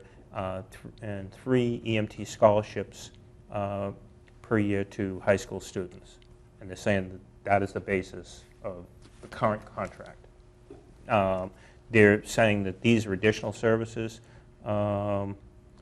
One dedicated ALS ambulance, 24/7, 365 to be garage in Milton, lettered in service to the town of Milton. So I guess the lettered in service they're saying we currently don't have. We do have Oh, we that. do, okay. Yes. A second dedicated ALS ambulance to be garaged and serviced in Milton during peak traffic times, Monday through Friday, 0900 to 1700, or otherwise specified by the town. Backup ALS within 15 minutes, I guess that we do have because it's the same as up there. All vehicles will be equipped with AVL GPS, ensuring the closest, most appropriate vehicle utilized. Do we currently have? Okay. Use of offline supervisor assigned to provide support and care through the utilization of quick response vehicle during peak transport hours. You have that full-time online, 24/7 currently. Okay. Okay. And AMR would be willing to utilize new ambulances in the system, which would be outfitted with the latest technology dedicated to the town as the primary response vehicle. So I guess the question is, how new is the current vehicle that is being used? It's 5.5 years old now, and we typically have a cycle of replacing it every 64 to 68 months. Okay, so it'd be just about ready to be replaced then? Right, and similarly equipped with latest Okay, technology. okay. And they go on, let's see, actually, I think that was the only additional services. I think that Kevin had mentioned that notion of the second ambulance from 9 to 5 is really, to some extent, smoke. As Kevin had indicated, response time has never been an issue in Milton. We have a substantial majority of our vehicles garaged in South Quincy as well as North Quincy. Right, so very which close. is approximate to the town of Milton, which really creates a significant asset for the town. So we're constantly shuffling schedules to meet demand. And again, I would defer to Jack's opinion as well. I would actually second that. There's no other AMR community right around here, so I do believe that's probably a little bit of smoke and mirrors. Okay. And I will say that, you know, we really haven't had any trouble getting a second ambulance in. Okay. You know, a lot of times it seems like if there's something heavy going on, that they're already starting somebody's truck this way. Okay. All right. Supplementally, we have 2 ALS trucks in town, one dedicated in service of the town principally, and the second is an interfacility truck, but it's housed here, and it's used to service the community, the skilled nursing facilities, as well as the hospital. So the notion of, peak times for 21 years, and being the guy who's kind of running the system for a bit, peak times really aren't 9 to 5. That just happens to be some of your traffic times, certainly, but peak volume times typically fall towards the later part of the evening. Right. It's a bedroom community, so you'll see that. But nonetheless, you have that extra truck in town 24 hours a day, 7 days a week. Let me just ask a hypothetical question. I just thought of Marvin Gordon, who used to do the case studies. If I'm a resident up by Cunningham Park and I live on Fuller's Lane, and my wife just fell and hurt herself in the bathtub, she's got a laceration on the head, I call the police and said, I need an ambulance quick at my house. I live on Fuller's Lane. How long is it going to take you to get to my house? It's, Approximately. approximately six minutes. And the benefit is we have the posting piece, right? So based on the historical experience that we have here, we look at, we've never in the world professed to be perfect for human beings, much like the fire service can understand where they have the deployment of firehouses. We look at where our response time patterns are going to be. So during the time we know we're going to get peak calls, we move our ambulance from Elliott Street and we move it up to the hospital, and we will leapfrog the ambulance to where we believe you're going to have a density of calls. And just to that very same reason, because there's, you know in the town you have specific density, just based on certain socioeconomic and demographic considerations, high traffic patterns and volume and density of houses. Additionally, you have the other end of town that uses it less frequency, but just is equally as important. So the challenge is going to be is we have, well, I wish I could say it's a fancy predictive model, but it's just really straight Excel and looking at what the median density of calls is going to be based on hour. So to answer your question, the goal for Fallon has always been 6 minutes or less 95% of the time, to cap it under 10 minutes. And you will also have the fire department respond and a number of firefighters or EMTs, so you will have assistance Exactly how either the way. system works, right, right. I- In theory, using Fuller's Lane, if these guys happen to be on the other side of Blue Hills Parkway, we should have an engine either in East Milton Square or right here. to get there just ahead of them. Mr. Shields would know better than me, but when you sit on this board, you get a lot of complaints. I've never heard a complaint about an ambulance assisting a needed person in Milton since I've been on the board. No. And only have I heard or read letters of thank you, like to the newspapers, for the police, fire, and ambulance services that needy people have gotten.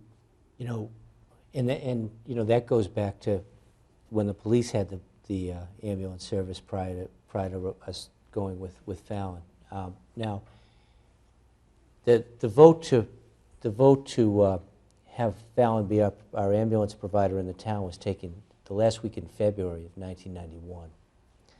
I was elected the next week. So it was Marvin, Joe McGettrick, and Jimmy Mullen who took the vote. Now, I remember my first meeting, they were talking about it, and you were in, Tim, that night, and you mentioned that we would now have something over and above what we had before, which was ALS service.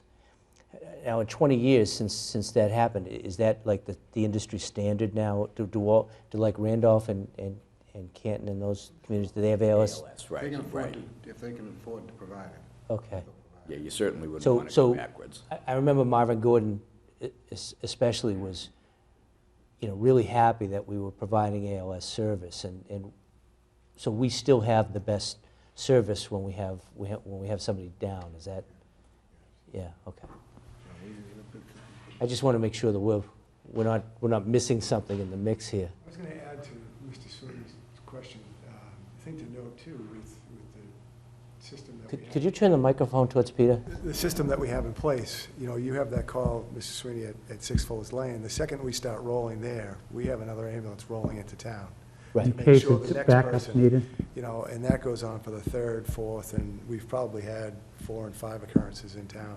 And the goal is always to get every resident the advanced life support service. So I think it's just important, as you ask the question, to recognize that. And again, no system is perfect, but it's pretty good. Yeah. And Peter, do you guys still work with Milton Hospital emergency rooms and help with cross-training and all that with our firemen? We do indeed. And actually, you actually asked, Selectman Shields, you asked a very important question with regards to the gold standard back in the early 90s was a paramedic or an ALS system. Right. And there was a recent change in state law that actually changed your staffing configurations in ALS ambulances to make it so that you had one paramedic and one basic EMT. Oftentimes, depends on staffing abilities, whether it's private or municipal based, you see some folks that'll staff a paramedic and a basic EMT. Fallon has been stalwarts, and we staff 2 paramedics in our ALS ambulances, because much like that standard, which was back in the early 90s, we do the same today. You keep the 2 paramedics there. You have 2 brains that have the same level of training. They can look for the differentials. They can look for the working diagnosis and get the right care at the right time, supplemented by first response and the experience of the fire service with regards to their EMTs, seasoned knowledge of the people that we're going to see. That provides a continued superior service. Right. And I can't say that many folks in private industry and or municipal industry are still doing that. Sometimes PB is 1, it's cheaper, 2, it's easier to deploy when you have staffing concerns, but we've always been committed, if you will, to being. I'm a paramedic. I'd rather work with a paramedic. It just helps my life easier, makes my life easier, and it makes the patient's experience better. I think another thing that should be brought up here, Tim, is the limousine and the ambulance service was out of Elliott Street for the longest time. Now we're going to have a big restaurant there. Yeah, right. But, the limousine service, your father gave the limousine to my parents for their wedding, came out of there. But, we should be grateful, I think, with your commitment to hiring Milton people, too, because a lot of people that work for that come from Milton work for Fallon, and it's really been. I know that there's preference given there because you're a Miltonian, Tim, but I think that's a good thing. Well, Peter takes care. He lives in Weymouth, so he takes care of Weymouth kids over there. That's Abington. Yeah. It's been 21 years. We've responded to 65,000 requests. We've transported 35,000 people. I was before the board. I was a baby. You were a baby. Yeah. I remember you came in, you were nervous as anything. You lived across the street from me Nice to then. hear back. I had here too. There's an awful lot of people, you know, the cops did a great job before us, and if the fire had had it, they would have done a fantastic job. But there's an awful lot of people walking around this town because of the ALS, because of the decision made back then, you know, so my guys do a great job. You know, we work well with Kevin when Kevin was the chief. We work well with the chief now, fire also. It works. And Chief Wells, if you would you join us for a minute and just give us your input? I don't know if you want to hear from me. I know you're here for another matter, but your input into the ambulance contract, I think, would be helpful. 21 years ago, 3 people in this room arguing against this. Kevin Murrin, Leo Judge, and myself. And I'll give you a little bit of history. I came to this police department from Fallon Ambulance, where I worked for 5 years. And I will tell you Oh, you worked for Fallon before you came here? 5 years. Really? And I can say to you, and I listened to what you had to say, it's the smartest decision this board ever made. In 1992, we did about 500 runs a year, the police department. And Timmy's right. For what we provided in those in the 30 years prior to that, it was very good for what the citizens expected. Today, this crew of individuals and the medics that work for them, that our people work with every day, they're doing about 1,500 trips a day. ALS breeds ALS. And I cannot think of anything better. When we talk about regionalization of effort, you're talking about some of the 5 biggest communities contiguous to the city of Boston, all serviced by the same company, Fallon EMS. If we look at public safety in our community, there are three pieces of it: police, fire, and EMS. We're getting one component of it at 0 cost. In the 5 years prior to them coming here, for Chief Mataliano and then in the beginning of Chief Wells, I handled the administrative part of it, the Medicaid, the Medicare, the injuries on duties. It was a lot. Now we're getting this at 0 cost. And as I say, I don't think we've ever made a better decision. And just to give you a little bit of a look back, I went back and looked like a 5-year window. This company has only had to request mutual aid, look for mutual aid from another agency twice. They stack them up. They do an unbelievable job. Even this past Tuesday, and I'll close with this, I happened to be on scene very quickly at this fatal accident that began in Randolph. And it was a suspect of a crime, and he was very diligent in his efforts to try and flee, and very hostile to the 2 medics that worked diligently to save his life. In light of that, they kept that kid alive. They got him into Boston Medical Center. They got him, even in light of what the reconstructionist said afterwards, that he was surprised that he came out of the car. That's the type of efforts you get here each and every day, and I mean this wholeheartedly. There's probably no better decision that a board ever made than when we went to this. For the citizens of our town, they provide that good a service, and I know each one of them. It's that good for our community. I think Kevin, from his 15 years as chief as well, would agree. They're on a radio system. I guess where I'm coming from, and I'm not saying change, especially change for change's sake, but you know, it has been 20 years. We haven't looked at it in 20 years in terms of bringing it back in. There are 60% of the communities that do have it in fire. Granted, not as many around here. So I want to know why, number one, and we, you know, and you said the same thing yourself. You're down police officers, you're down fire. If there is a way, and if you can provide as good a service, and that's the key, is as good a service and strengthen the fire department at the same time, then I think we deserve to at least look at it. I'm not saying do it necessarily, but at least look at it. If that's not possible, then you're right. I don't know how you could do it at 0 cost, because one of the things, Kevin did send the contract to me, and one of the things I remember prior to even Kevin being chief and when we did run it, the greatest cost from that ambulance, injury on duties. John, I mean, it's a croaker. Mm-hmm. People with bad backs. You can't, I mean, we've had 72% disabilities. There was just a stack of, and it was almost every person who was an EMT, and I think you'd find that in a lot of municipalities. And just in that cost alone, forget the excellence of service.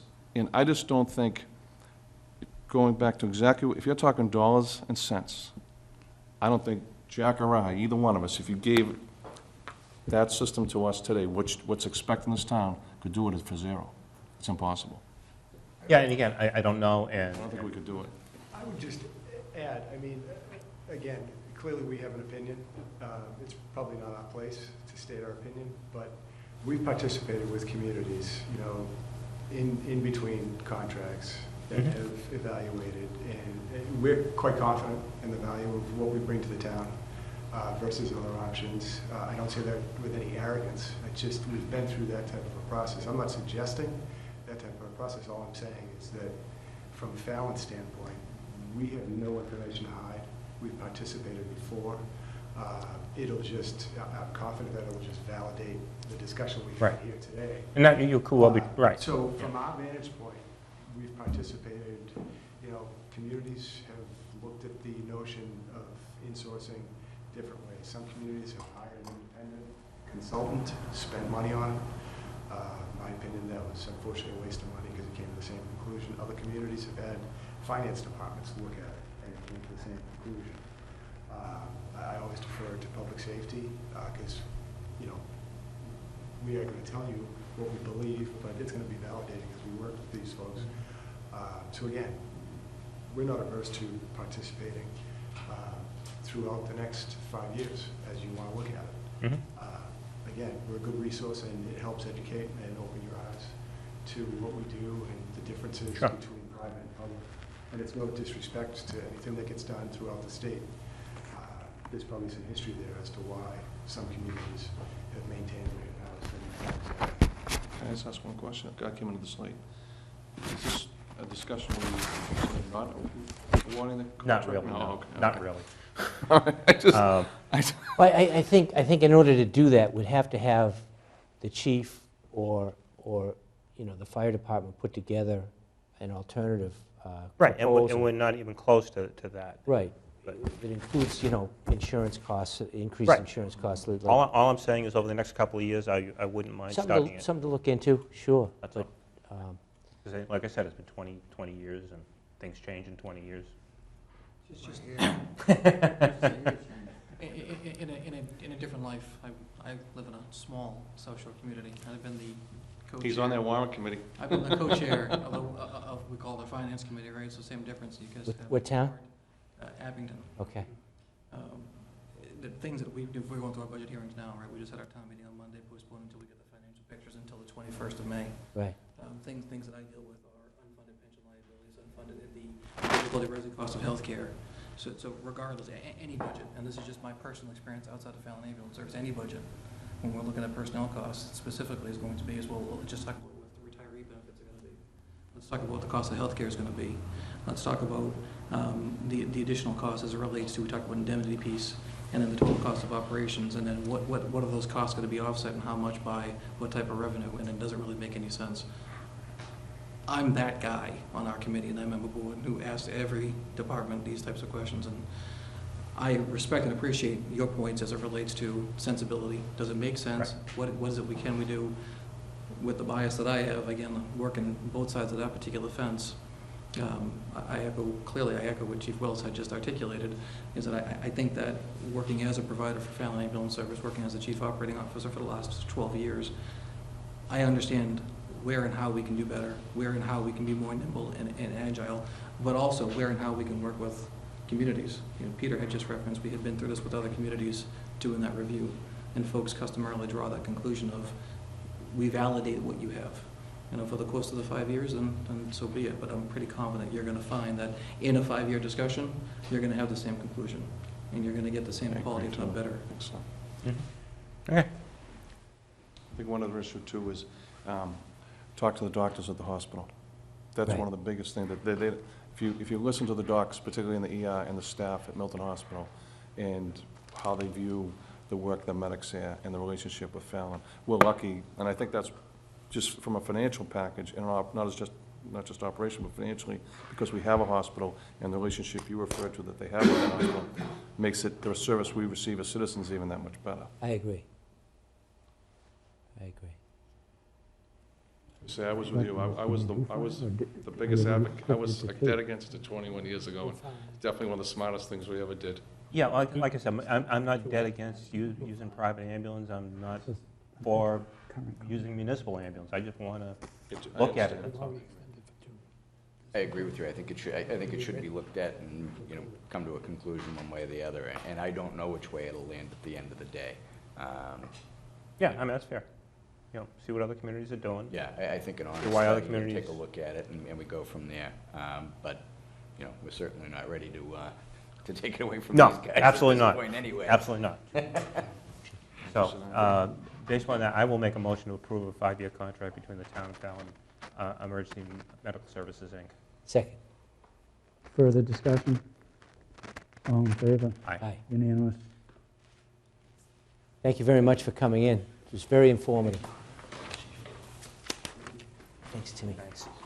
Good to see you. Pleasure. I'll see you in another 20 years. How's that? How many chap you'll be pulling the outfit first? Keep skating. Keep skating. Okay.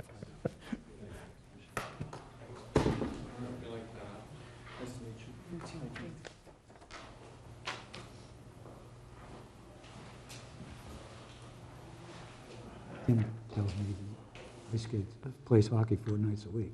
Does he really? He said. Yeah.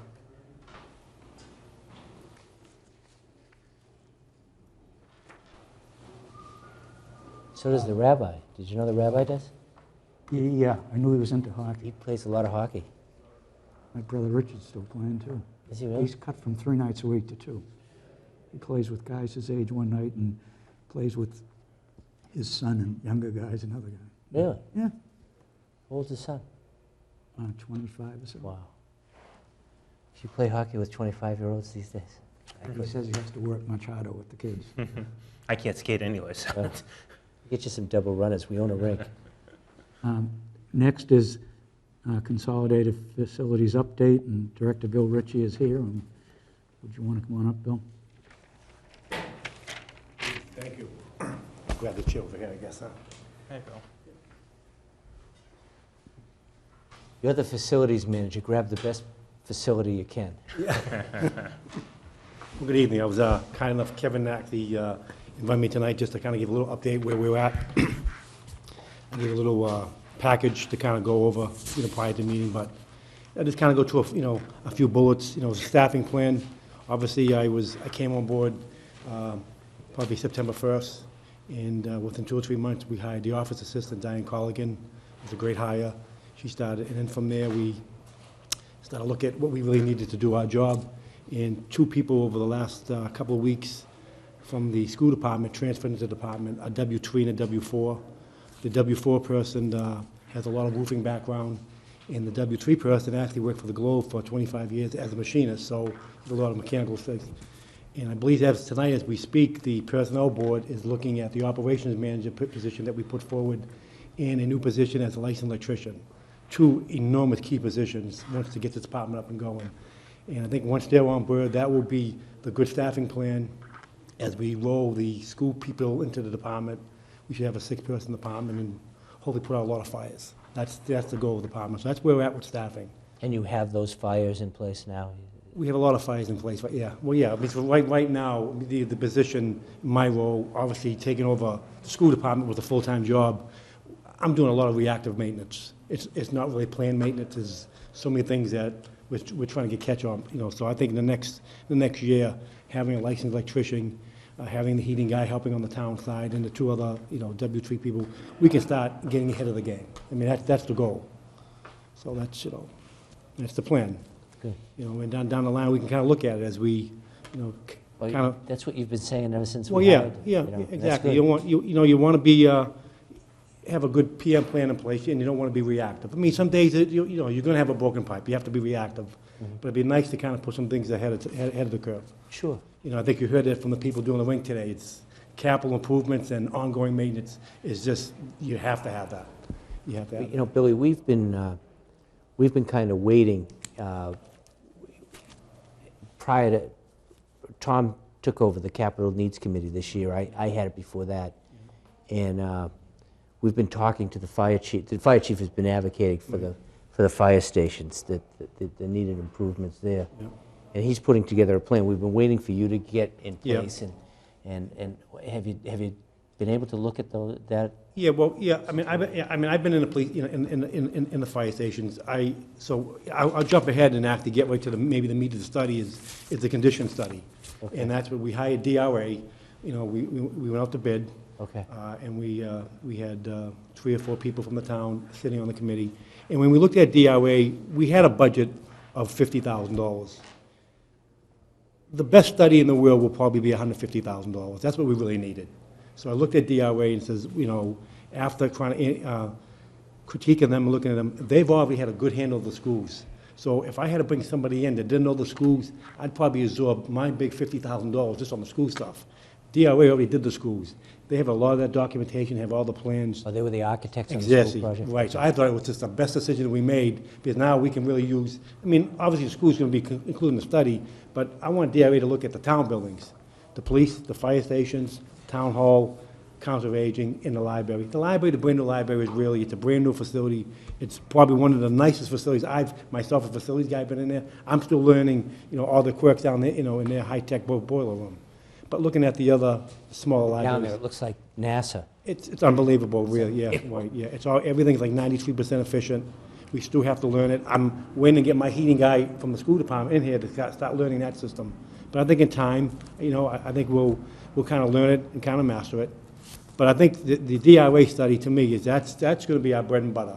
And it's not going to give us every little piece of information, but it's going to give us a good snapshot of where we're at today, and can we save a fire station? Can we not save the fire station? Is it going to cost us $4 million to repair it, or $4 million to build a new one? It's, you know, that's the information we need. And that's what this study's supposed to do. Look at the conditions today, handicap accessibility, structural, windows, roofs, all the good components, boilers, and then put some price tags on it. And then from where we can just kind of go forward. And that should be very helpful for myself, working with the capital committee to build a long-term capital plan. Did this $50,000 cover everything except schools? No, that's doing schools. Oh, okay. Yeah, doing schools, yeah. Yep, so we'll probably, when I believe talking to DOA, we're gonna end up with a 100-page document Okay. of all our facilities, and a nice summary at the end, and some price tags. The three of us and Mr. Mern and Chief Wells, you know, we still consider the police station the new police station. Oh, yeah. And when you think that it's been in place since 1972, Yeah. or somewhere, I was in Yeah, high it's school, so been- it's yeah. somewhere in there Right, yeah. that it opened. You know, it's kind of a long time now. Yeah. It's 40 years. You know. Yeah, I mean, for the times I've been in the police station, working on the boiler room, matter of fact, we just did some energy upgrades there. We did a new garage door and looking at the lighting. I mean, that was a very well-built structure. Right. I think it was, you know, it's all cream block outside, so it was really, you know, it has good bones. And that's a great thing, because Yeah. you can always, you know, clean up the facade, put a new roof on it, update the windows and the boilers. So, you know, the fire stations, some of them are pretty old and tired, I mean, and this study is really going to help us out. But there's a lot of things, like the structural part of this, you know, is it feasible? When you built this building, look at the size of the fire trucks. Fire trucks are enormous. They weigh 4 times as much as they did, you know, 30 years ago. But see, that, Bill, that's the thing. That's why we wanted this Yeah. department in place. Right, yeah. It's the efficiencies. Right. You've got an Atherton Street station now, Right, and you've got Curry College, Fuller Village. right, You've got all these you know, kind of newer right. residents up there that need service, and you know, I'm not sure that facility is adequate enough for the number of people that they're servicing. You know. Well, I think, you know, and I want to make it very clear that the condition study is a condition of the building. A lot of people mistake conditions versus feasibility. Okay. Feasibility study is say, is that police station or fire station designed to do its job? That's what I think we need in the fires. That's a different type of study. Okay. What we're looking at with this $50,000 is the condition of the building. Okay. And the long-term cost of maintaining it. Feasibility study is saying, do you take these 3 fire stations and where can you put them in town to make them work best? Okay. That's a whole different study, and I think you'd really have to have a specialized committee dealing with that in town, you mean? So I just, you know, Well, the chief has said that Yeah. he'd like to stay with the 3 because Oh, yeah. he get the response time yeah. is huge to him. Does the study include all town buildings? It includes 22 facilities. So it's pretty much all the schools, the police stations, the 3 fire stations, the 3 libraries, and 6 buildings in the DPW yard. So pretty much the bulk of the building. It doesn't include the animal shelter, and it does not include the cemetery. Glad you're not studying the animal shelter. No, but no, you know, I just, you know, yeah. The shelf life, Yeah. the shelf life of that thing is. Right, yeah. No need to study it. Oh, I just, yeah, well, yeah, you know. Yeah, and there's probably, there's some DPW facilities that are not worth studying either. But I think we're gonna look at them, and obviously some of the barn structures, it's just gonna be very quick. Yeah. Just knock it down. It's just not even worth it. Those bonds that are up against Wildwood Road, they have to come down. Exactly, yeah. What about the time frame for the study? I'm hoping that a good portion of the study will be done by May 1st. Matter of fact, they've already been, they've took all the plans, I've gathered all the plans from for the last couple of months, all the assessment plans, all the maps, sent to DRA, so we have the engineer. So we're gonna put, there's gonna be, they gave me a little outline, there's gonna be roughly a couple engineers from accessibility, site engineers, structural engineers, mechanical engineers, food service engineers, technology engineers, and cost estimate. About 225 hours of engineers, and then about another 200 hours of people putting it all together to get a 100-page document of the conditions of the building.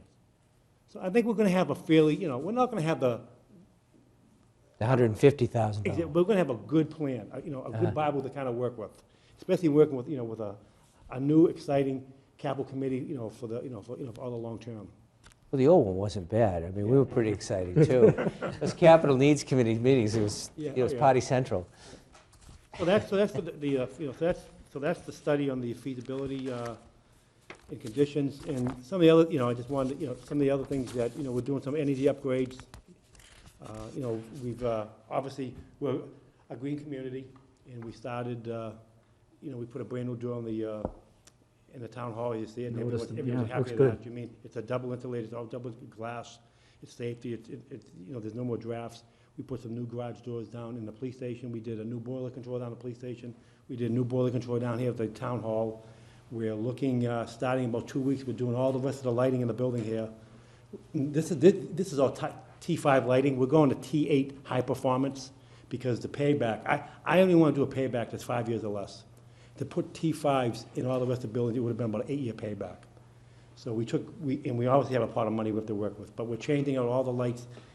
All lights in the hallways have now been changed out from incandescent to LEDs, and we're going to be 14 of the rooms will have sensors. So when you walk in the room, the sensor will go on or go off.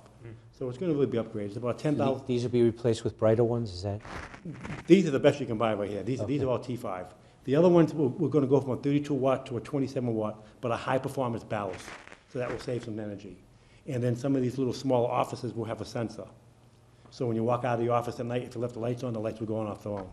So it is a fairly decent upgrade, and that's all food by N-Star. And we actually received another grant for $6,000 to do that. So when Mr. Nolan calls on a Sunday and says that, from Clapp Street, and says, look, there's 2 lights on up there, you gotta go up there and shut them off. Yeah, well, You there's won't a have couple. that anymore? Well, what's funny, there's always a couple lights on the hallways that always have to be on by, they have to be on by law.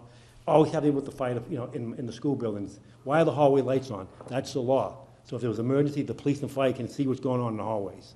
So you have to keep those lights on. So when you explain that to people, it actually works good. When you put in the new fixtures, do you still get the same amount, at least, of lumens? Yes, yeah. As a matter of fact, we did the study down there with, My eyes are getting tired. yeah. Well, actually, we did the study down in Milton Village. We did the 36 outside fixtures on Central Ave. So we went from it was a 170 watt light bulb to a 55 watt. Same lumens, so saving a lot of energy. It's actually more brighter. Matter of fact, people call us a bill. I can't tell the difference. But you went from 175 to 50. But that's the difference, LED. That's the technology of the future, LED. And I remember you came into a capital needs committee meeting and you talked about how, when you were bidding the schools out, Right.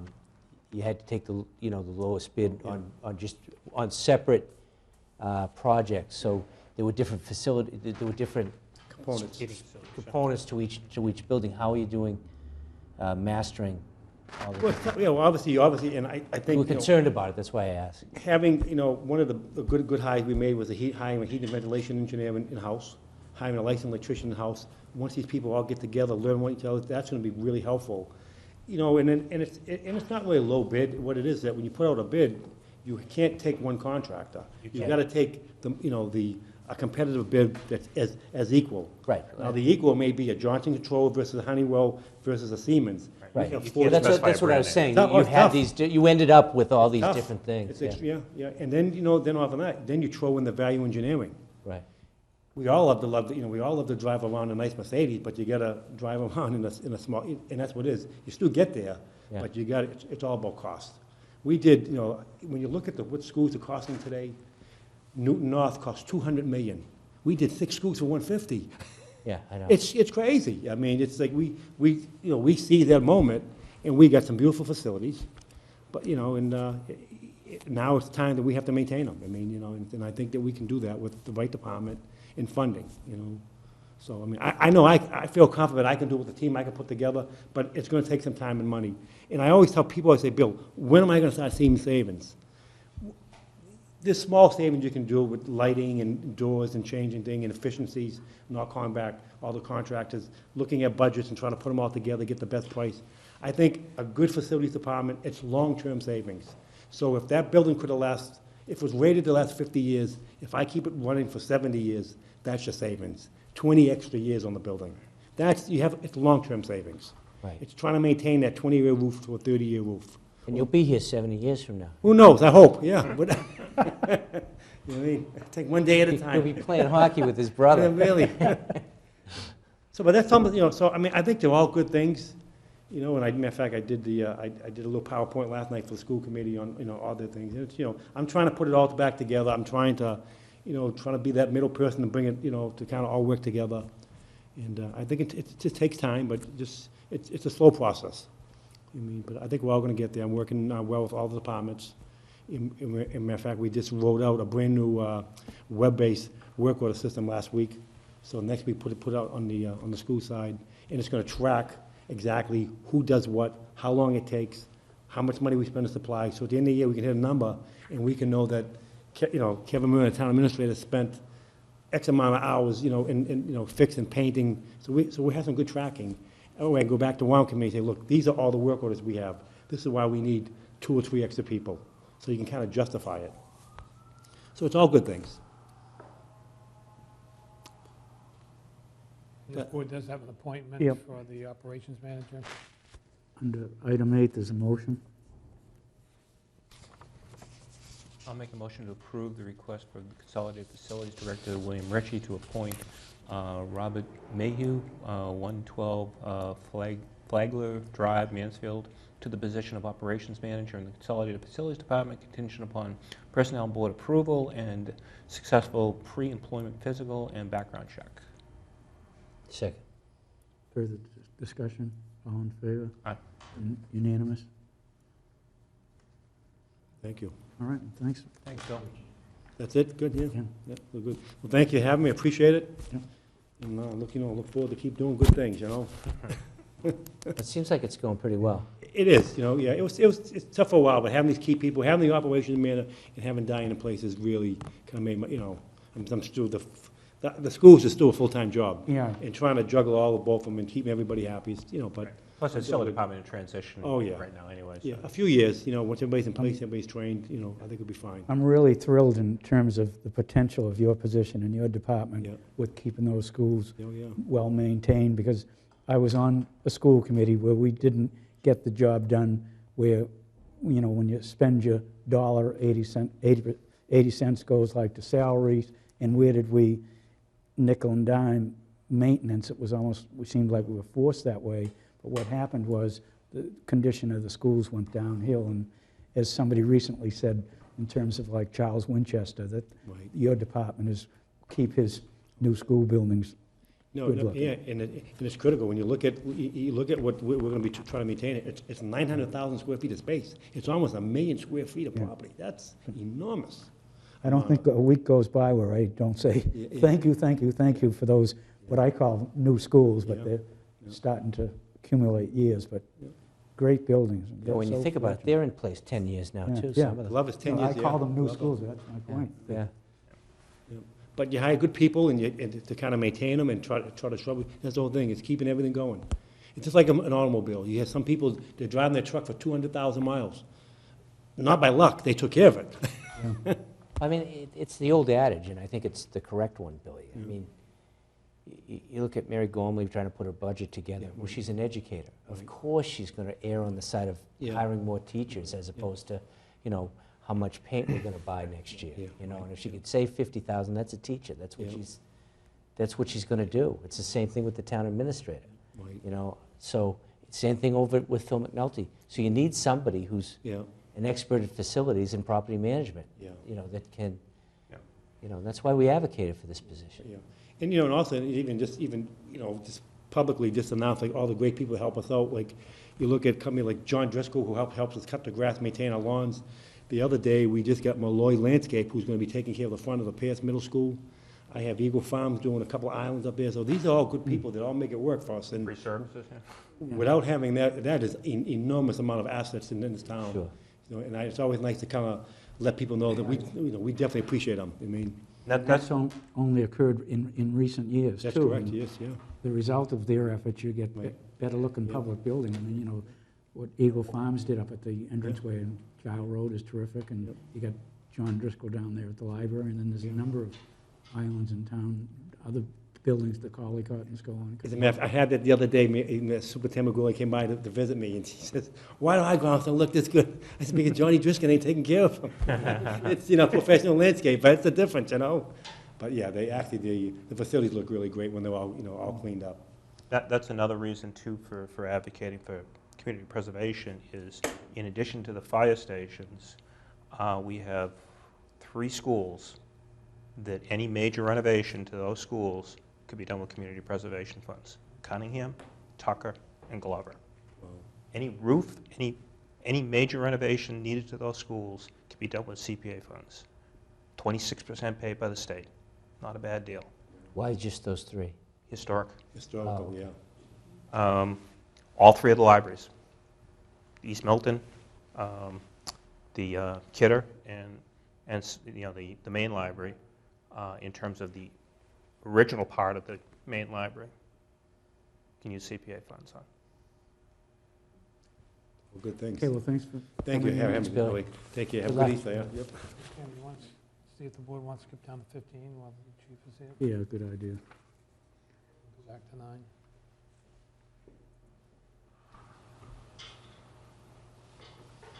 Item 14, right? 14. Yeah. 14. Yeah. I'm going to, because the chief is here, I'm going to alter the agenda a little bit and ask Chief Wells to join us for a discussion about an additional K-9 unit. Chief. Thank you, Mr. Chair. Chief has provided information in response to questions from the board regarding the request for an additional K-9 officer. I apologize if I was a little emotional earlier. I walked in, I thought suddenly, I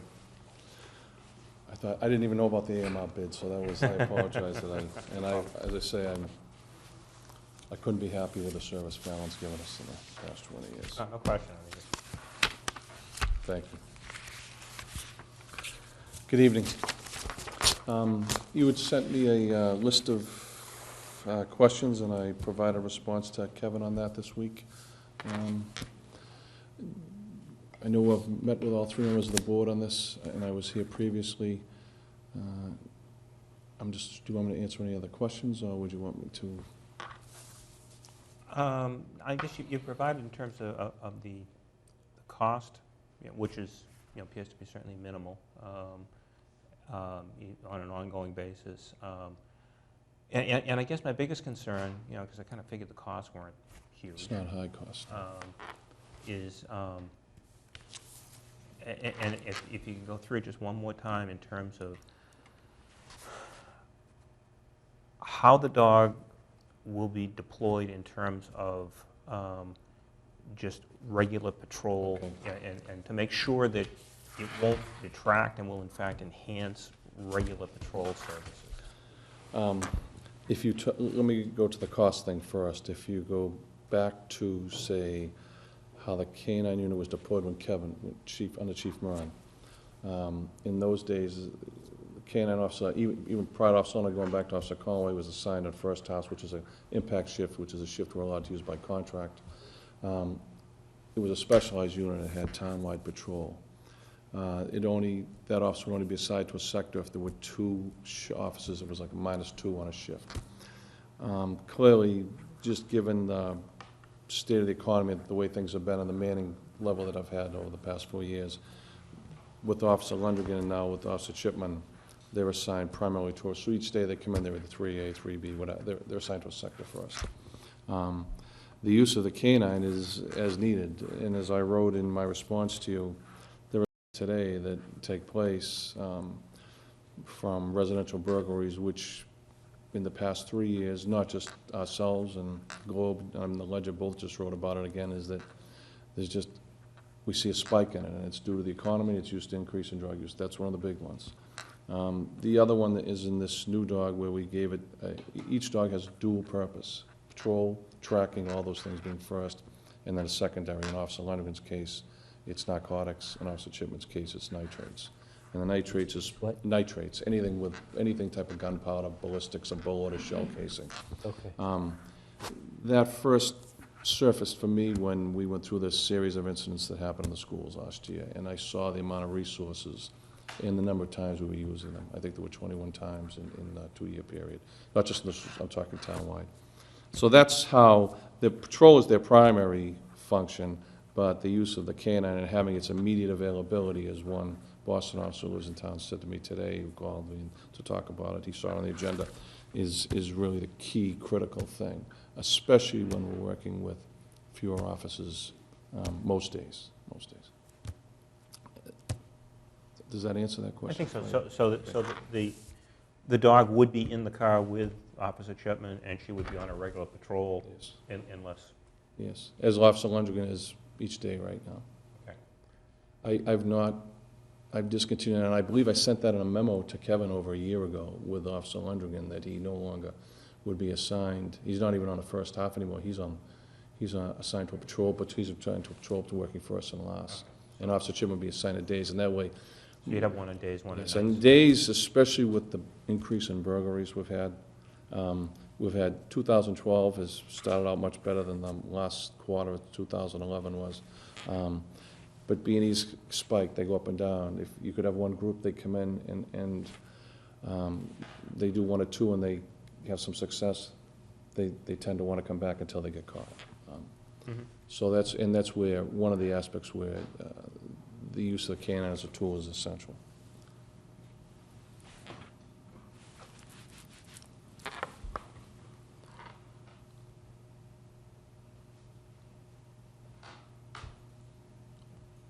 Any other questions?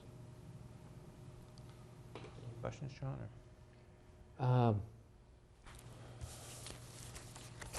No, I don't have any questions. You see, most of the things that you did, just to touch, I know a lot of people at home don't know, food, medical, the food we bulk buy, medical services we use together, there's not a lot. And the last thing that I talked about that I probably would like to try and entertain in the next year, that many, Quincy, Braintree, Weymouth, even Cohasset just started one, would be to start a police working dog fund, which is a way to offset nearly all of those costs. Even though they're not that big, it's a way that we can raise money annually to offset that. If we put the second dog on, would it be possible, and I think I asked this the last time, to just keep some statistics on specific deployment of, not just riding around in the car, but actual deployment? The other thing too is there'd been a question about mutual aid, and I'm going in next month's report. I'll send we've been on the receiving end of mutual aid a lot more than we've been on the sending end of mutual aid, and probably the one thing that we've done very well in, when we talk about regionalization of effort, is in specialized mutual aid to each other. The group that we belong to now has grown to not just Norfolk County, but 43 cities and towns contiguous to the city of Boston, and including a very good working partnership with the city of Boston. So, but I will do that for you, and I'll give you a breakdown on stats by that.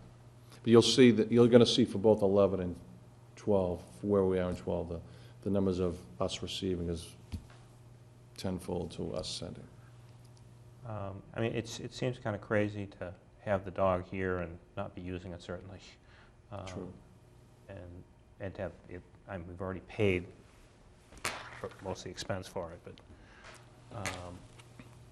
I mean, I would be willing to make a motion to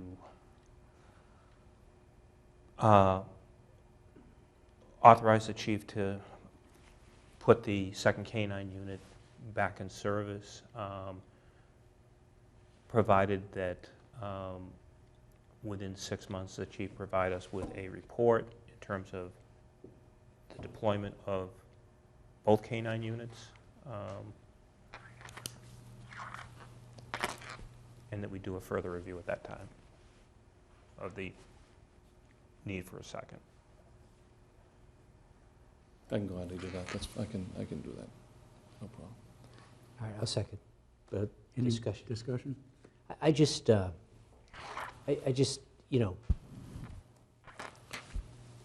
I'll vote yes for this, but, you know, I just would appreciate if there's going to be in the future a change in policy or a new initiative that before we buy the dog and train the officer, that we be informed that there's a change in standard operating had that procedure. discussion. I You know, agree I with mean, we've that. talked about that. We've owned the dog now for how long? Close to a year. We trained the officer over a year ago, and we're just voting it now. And I know that there's a problem, you know, and it may well be that that's part of your job, but, you know, just, we are here formally voting it, and I just in the future, I'd prefer to know about this stuff before we've trained the officer and bought the dog, you know. And it could be that we'd probably go along with it anyway, you know. So that's... What's the dog's name again? Is it? I know, Fozzie. Fozzie? Fozzie. Because Fozzie's mom is Grandma. telling me all that. Grandma, you said that, I didn't. Grandmother. Thank you. She'll kill me. Grandmother. Fozzie. And what's Larry's dog's name? God. I'm going to say Cherokee, but I think it's Hunter. I think Cherokee died. I think we're up to Hunter now. So Cherokee died. Hunter and Fozzie? Cherokee died, I think, when Kevin was chief. I remember Brutus. Yes, you Skip do. And Conway's he's buried dog. outside. Yeah, He's it was- buried underneath my Deputy Paris's office window in a Sioux Falls, Brutus. Well, when we were kids, it was Brutus. Yes, it was. Skippy. All right, so I've seconded the motion. All in favor? Aye. Unanimous. Thank you very much. Tell Fozzie to report to duty. Well, Roof, roof. Yeah. I do want to say, too, just closing, that we've had a really very productive series of neighborhood-by-neighborhood, street-by-street meetings since the incidents that occurred on the lower end of Blue Hill Avenue in January and February. And I can't reiterate enough the commitment of those residents. They're really, they're a credit, and we're doing a lot of positive things there to really kind of make sure that this doesn't happen again. Neighborhood deserves it. Thank you. Thank you all for your time. Thanks for coming in. Have a good night. Back to number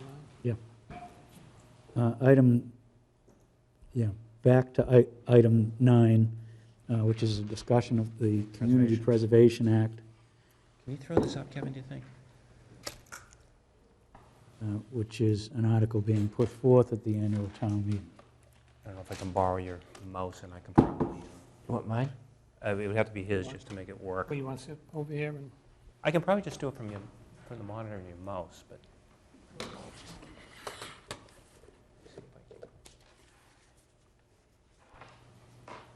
Hopefully I'll get it You're up on running here. it, so I think I don't have control of them. Hear me out. Either one of you.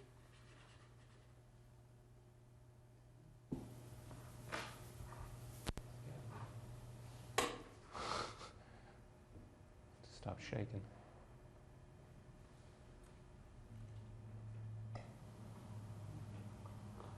What, do you have a hangover or something there, Tom? Kevin does, I think.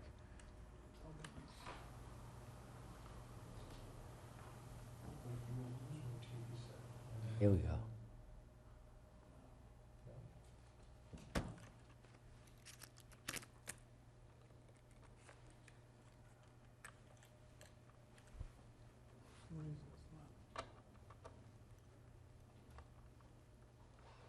Technical Here difficulty.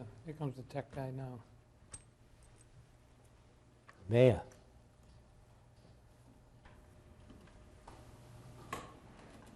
There we go. There you go. Thanks, Mike. We'll close out that. Much better. Let's see. Where's my computer on your?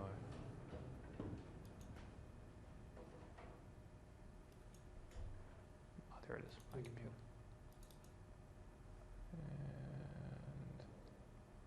Oh, you don't have the drive-in. Check it out. There you go. There we go. There you are. All right. Yeah, basically, I won't go through the whole slide presentation because you've already seen it before, but I just want to talk about community preservation and what it is, what it might cost the average taxpayer, in the town. Mike, can you put that off at I've home? done a spreadsheet that shows what that costs to be over a 30-year period Thank of you. time, assuming Prop 2.5 increases. And just kind of talk about it a little bit. But like I said, community preservation, 148 communities have it now. If you look at the map, as it currently exists, if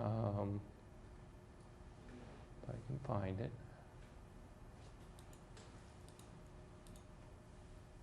there's a CPA map.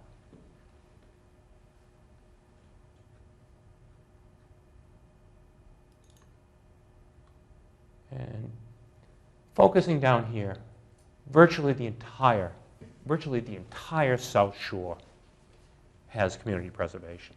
Everything that's green is community preservation. We know that Canton didn't pass it. We know, Boston obviously doesn't have it. Virtually everybody else in the South Shore has it. And the reason they do is you can do good things with it. It can be used again for basically, here's the allowable cost.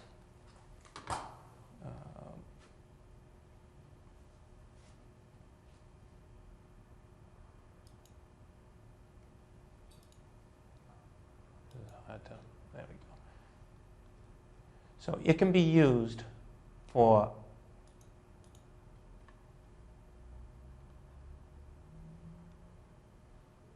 open space, to acquire open space, to create open space, to preserve open space. Can't be used to support it, and it can be used to rehabilitate open space.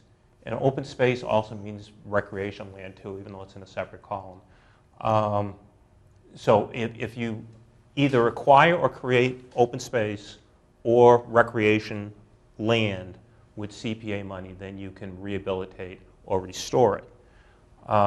So basically that means any new park we create, if it has to be restored, we can use CPA funds to restore it, as well as using CPA funds to create it. Unfortunately, the way the law is right now, although there's pending legislation that will change that, an existing park, you cannot use CPA funds to restore or rehabilitate it, but you can use CPA funds in a park or open space to preserve it. So there have been examples for Duxbury, for one, on their, they needed new turf for their fields, which we do need. And while the cost of the turf couldn't be added, the cost of drainage and all the other prep work to the land, because it was preservation, was allowable under CPA. There have been irrigation systems to parks have been allowable costs under CPA, whether or not the park was acquired or created with CPA funds. Housing, it can be used to acquire community housing. It can be used to create it, preserve it. And unlike the other ones, it can also be used to support community housing. And again, say what you want about community housing.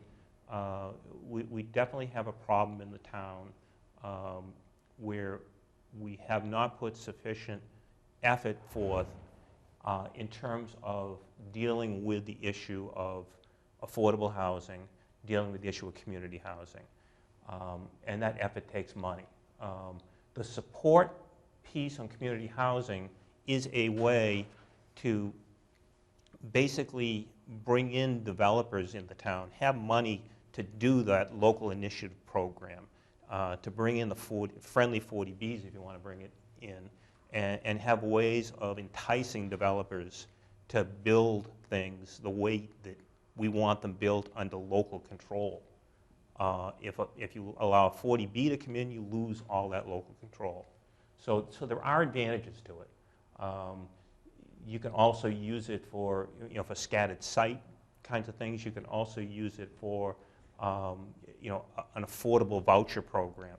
You can also use it for, any kind of individual assistance, provided it meets the definition of community housing, which is providing service to people at or below 100% of area median income. So there are a lot of uses for it. Right now, if you look at the amount of revenue created, this chart shows, and I'll go all the way down the bottom, these are all the communities that have CPA funds. This first row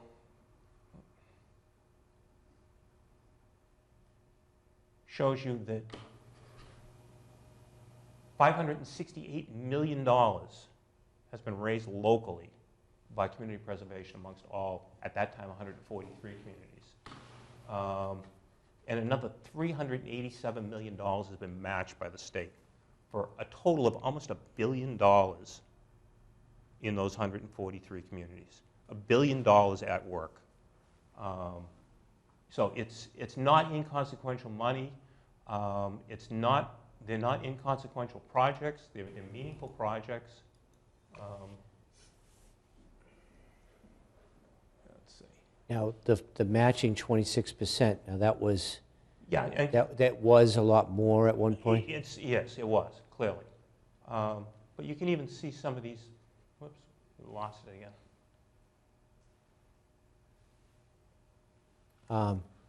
Back. Okay. You can even see in some of these later ones, Gloucester, for example. They raised $849,000 locally. 2010, they put CPA in. They've got $240,000 in matching funds. And now, how did they raise the 894? The 894 is raised by the CPA tax, yes. Yeah, by the surcharge. And the balance of it is it's a surcharge on real estate transactions, is that right? Yes. Now here's a calculation, okay? And, Kevin, I'm going to need you to put in like 600 or 507,000. That's the average price. Of a house. 507, yeah, 3 zeros.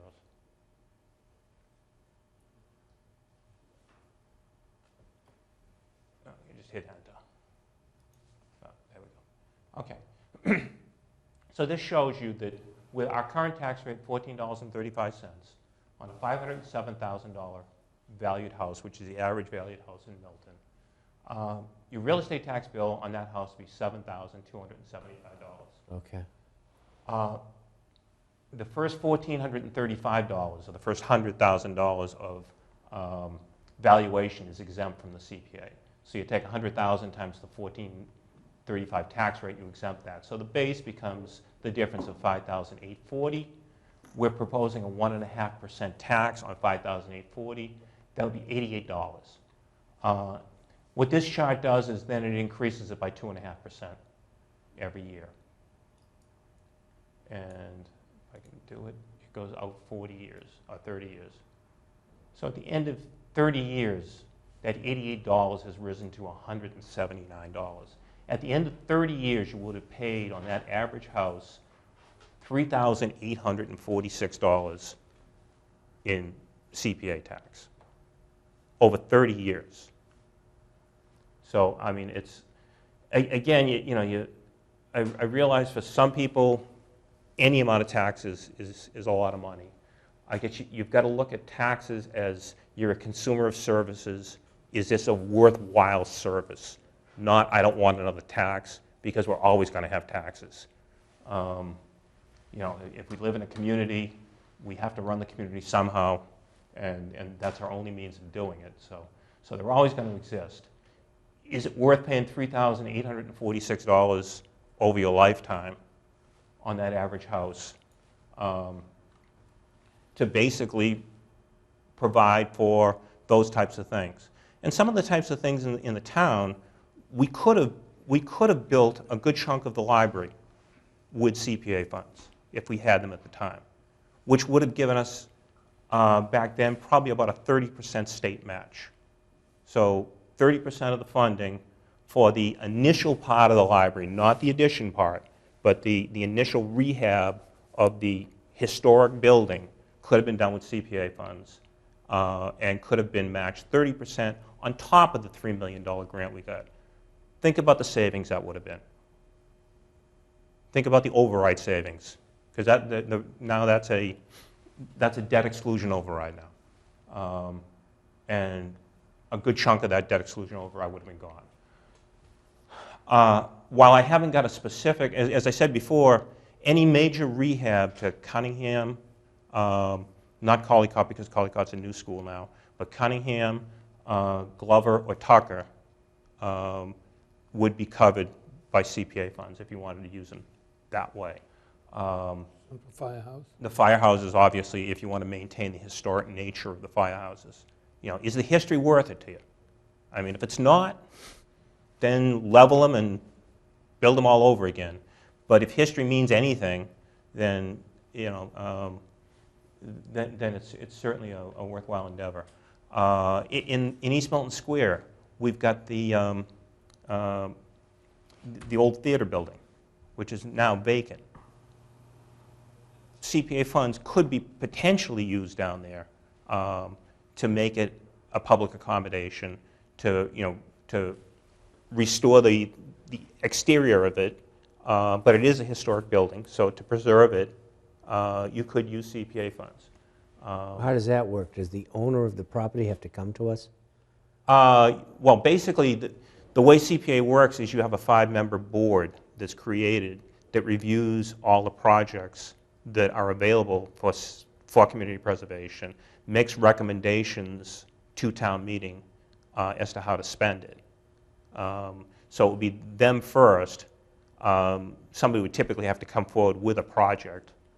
They would review the project and decide whether it was worthy of spending the funds on it, and then recommend it to town meeting. So again, they're all potential uses because you don't know what this committee's going to come up with. Preservation of the historic part of Milton Cemetery, any of the historic gravestones, the stone walls around Milton Cemetery, all eligible for CPA funds. You know, and these are all things that there's no room in the operating budget for them. There just isn't. What about adding land for the cemetery? Unfortunately not. We asked that question, and because it's not open space land, because it's being used as a cemetery, then no.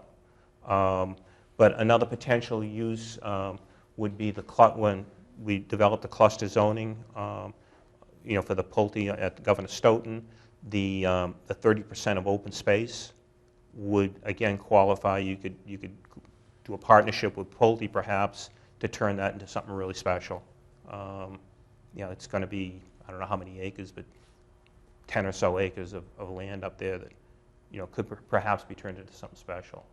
So there's a lot of uses for it that save the character of the town. I mean, all you're really talking about is maintaining the character of the town, the historic nature of the town. And we've got a historic commission right now that has a $2,500 budget. They can't do anything. They can't preserve a thing. They have no power, number one. They have no money, number two. So this doesn't give them power, but at least this gives us some money to perhaps do some stuff in terms of historic.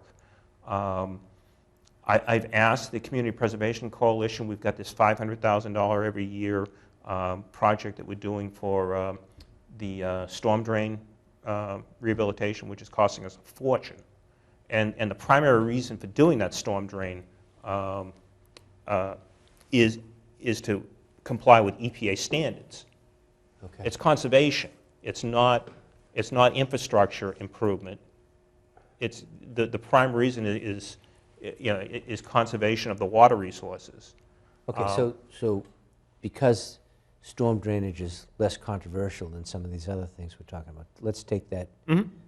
Let's go through that for a second. So we decide, or Joe Lynch comes to us and says, look, we've got a drainage problem over in East Milton. We do, because of that big storm we had. We found out that, remember when Cunningham Park was underwater and all behind there? Yep. Lawrence, behind your brother's street there and all the way down the way to the down to Quincy. Sheldon. Remember we had that problem on was it Garden Street, the end of Yeah, Garden we Street? ended up bailing out the city of Quincy, too. Yeah. Right. So let's say Joe comes to us and he's got a project that's going to cost $1 million, just to keep the math Yep. where I can do it. Yep. I'm not Mr. Sullivan. And so that's $1 million, which is a capital need that would Have to bond otherwise, probably. if we yeah. did it now, we'd need it, we may need an override, depending on the project. Yep. To bond out a project. It would get bond authorization from the town meeting, and then figure out how we were going to offer the bonds, and whether the bonds would have to be over the levy limit or not. Yep. Right. And the community preservation, that same $1 million, that would require our approval, a town meeting vote, and it would still require an override. Is that correct? No, but no, it would be no. cheaper Would money? not require an override. No. The difference. What if we decided that it was over the levy limit? Well, it wouldn't be. If you decided it was an eligible project for community preservation, Okay. then it would be, the process is the 5-member board would recommend the project. Then it's Okay. just like any other appropriation We of the would town. be bringing, the selectmen, because Joe Lynch works for us, we would be bringing it to this board. Is that okay? To the board, Okay. as a project. They would deem that it's eligible or not, and then recommend it, and it's just like any other appropriation. From there, it goes to warrant committee, and it goes to town meeting, and just gets approved just like any other appropriation in the town. If it is approved, then that $1 million, you could either, if you had $1 million in CPA funds, you could just take $1 million out of the fund, or you could bond it, but you use the revenue from CPA. You're not using an override. You're using revenue from So you're CPA not to using pay the town bonds. funds to, taxpayer funds, okay. Right. I mean, only in the sense that you're yeah. using the 1.5%, yeah. But you're also using the 26% matching. That's right. That's right. That's coming into the town. Right. But the trend is going down from 26%, right?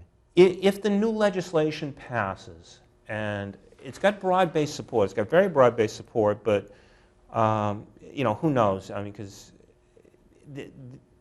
it's not tax dollars at the state level, it's user fee at the state level that this is coming from. There is a community preservation trust set up by the state. All the registry of deeds, every time you do a real estate transaction with the registry of deeds, you pay a fee. And that fee goes into the community preservation trust, and it gets shared by all the community preservation communities. The legislation would increase the amount of those fees and fund the trust more heavily and make a 75% floor, meaning that the match would be at a minimum 75% of what you raise. I don't know how much chance that has of passing. I think if enough communities scream loud enough, and remember, half the communities in the state have community preservation. If enough of them scream loud enough that something has to be done because of the diminishing state match, something will get done with that many communities, with that loud a voice. What was I going to say? The other piece of that legislation, and I think that has a better chance of passing if it gets bifurcated, is allowing communities to use CPA funds to renovate or rehabilitate an existing park. So in other words, if Town Field needed a ball field rehabbed, a new infield. Well, they just did. They just did the soccer field. Brooksfield. Right. They just did the soccer field at the town field 2 years ago. Right. That big soccer field in the middle of it. If we had community preservation with the new legislation in place, then you could have used community preservation funds to do that soccer field. As it stands right now, you can't. As it stands right now, if you were to build a new park, you can use community preservation funds to build a new park. We could use community preservation funds, for example, the school department out behind Pierce Middle School, where the old football field used to be, hasn't been a sports field in years and years and years, wants to make that into a playground for the middle school. community preservation funds could be used to do that, because the park department is saying they don't have the money to do it. Schools are saying they don't have the money to do it. And again, you got to decide what's important and what's not, but you can clearly do good things with community preservation. The other thing about community preservation is it doesn't pay for salaries. You know, you're not paying for pay increases. You're not paying for salaries. You're paying for bricks and mortar. You're paying for visible improvements to the properties in the town. And you know, hopefully that will resonate with the voters out there. And that's really about it. Let me ask you a hypothetical. Sure. When we get like an excise tax bill, I think it's excise tax, on your cars. Yep. I think there's oftentimes a note at the bottom of it that says if you'd like to make an additional... That's my committee. Okay, Mr. Shields' committee. If you'd like to contribute to Mr. Shields' committee, you can do so. Yep. And if you don't want to, you don't have to do so. This is a hypothetical. When you get your real estate tax bill, is there any chance that if you like the CPA, it could be a volunteer thing where you could pay an additional real estate CPA tax? No. No, it's because it's state legislation, it's all or none. If the community votes it in, then it's voted in at a rate. The rate can range from 0.5% to 3%. And you can change the rate. All it does take voter, it would have to go on the ballot to change the rate. So, you know, it could go on the ballot at 1% or go on the ballot at 0.5%. Obviously, the higher it is, the more you raise, the bigger the match. Who determines, I think it's Duxbury just decided, but believe it was the town, maybe they have a town meeting, decided to reduce to 1%. From 3 down to 1. Right. And I think the reason they did that, but Duxbury has raised $18 million overall using community preservation funds. And I want to say... How long have they had it? They've had it for quite a while. Must be. $18 million, and I think 8 or 9 of that has come from the state match. Quite a bit's come from state match. Yeah, I do have the number there someplace. Just put that. Yeah. That, by the way, that excise tax thing, that's an act of the legislature and the town meeting in 1994. Yeah, I got that through. Oh, okay. That was my committee. And I really think, I don't like an excise tax. Right, but it's volunteer. But I really think it's nice that if you want to participate in, you can. We put all that money... Thought just occurred to me that... We put all that money towards the arts. You could volunteer to Duxbury, participate in CPA. 18 million, they've had it since 2002. They've raised $18,241,000 total, 7.7 million from the state and 10 million locally. And they've done a lot of great projects. A lot of their projects, like $8 million of Duxbury's projects, have been open space. But you know, they're obviously a oceanfront community, and they've spent about $3 or $4 million on housing and about $1 million on parks over the years. They almost double their money. Yeah.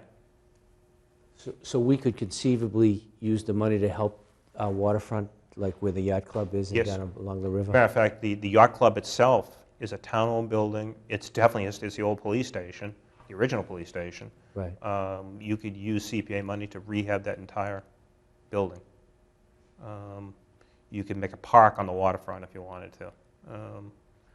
The Globe just did an article this past weekend, I think, reviewing 88 Wharf, the restaurant, and they talked about the ambiance down there, you know, and how much, you know, how great it was down there. And I think you could make improvements. And You I think definitely the could. Guys at the yacht club are doing a great job. But Yep.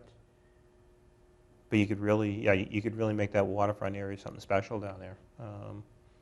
You know, and again, you know, it's limited to your imagination in terms of what you can do with it in terms of that preservation piece, that beautification piece. But basically, it can be used for anything for the lands. Tom, what do most communities do? Like, I see Cambridge up there, I see Duxbury. Do they like put this thing in place and then just wait 3 or 4 years or 5 years? You can. Until they build something up? You can. I mean, basically what happens is when the revenue comes in, 10% of it has to go into a pool for community housing, 10% for open space and parks, and 10% for historic. The other 70%, you can apply it any way you want, or you can just keep it unapplied and decide later. So you don't have to spend it each year. You can stockpile it, and then when you get a project, spend it that way. But you're required to put 10% into... 10% has to get set aside for community housing every year, 10% for open space and parks, and 10% for historic. And you're required to spend those separate 10%? No, you can No. just stockpile it. You don't have to spend it, but you have to set it aside, so it can't be used for anything else but for those. The other 70%, you can hold it out and put it where the projects are. So the other thing you can do with it too, and a lot of communities have, is you can leverage it. Most grants that come down through the feds now and even through the state have matching requirements. Okay. So if you see housing grants or if you see open space grants, there's some sort of a local match. The Community Preservation Funds gives you the ability to get the local match. For example, Newton, there's one I can remember off the top of my head, $3.8 million grant to build elderly housing from HUD. They put up $100,000 of CPA funds, or $180,000 of CPA funds as local match to get the $3.8 million grant. So there's a lot of stories like that of putting a small amount of CPA funds up and getting federal and state grants in the door. And in terms of parks, open space, and housing, most of the grants available are going to CPA communities now because of that. Billy Sullivan and Billy Chapman at one point asked me about helping get a new roof for actually the newer building at Winter Valley, the one that they had built. And so Representative Timilty and I went in to see Congressman Lynch, and he got us the $1 million in federal money. Mm-hmm. Took us like a year to get through that budget cycle, and yep. And then tribute to Congressman Lynch. I mean, we got the money. They went out to bid, and he was coming through Milton on Saturdays to see the progress of the roof. Yeah. I look at the Unkety House. I look at Winter Valley, and Winter Valley's a newer building, but the Unkety House could use some improvements. Yeah, definitely. Down where the Diamond Match used to be. Yep, and that's that would definitely qualify on the housing side. It would. Yeah, because that's a... so that 10% could be put towards mm-hmm. improving the existing housing, like Unkety House. Yeah. Yeah, because I'm pretty sure Unkety is part of our, doesn't that count towards our 10%? Yes. Pretty sure it does, so that's No, definitely it would have affordable. That's definitely an affordable housing Mm-hmm. project. So yeah, it could be used there. So again, there's a lot of uses. The other thing I want to make clear to people that are listening too is the fact that we're recommending two exemptions. One's the first $100,000 of assessed value, so it means that a person with living in the smaller home, which tends to be the lower income people, would have the majority of their property value exempt. If you're living in a $300,000 house, a third of the property value is exempt from CPA. If you live in a $1 million house, only 10% is exempt. The other thing is, if you're a senior over age 60 and your income is, if you're single, less than $67,000 or $63,000. That includes 2/3 of this board. Well, certainly senior. Let's see. 2/3. Did you hear that, Mr. Sweeney? 2/3. Okay, there's the numbers right there. So if you're a single person over age 60, making $67,000 or less per year, you're exempt from CPA. If you're a two-member household over age 60, making less than $77,200 a year, you're exempt totally from the CPA tax. You won't pay a dime of it. So it does build in that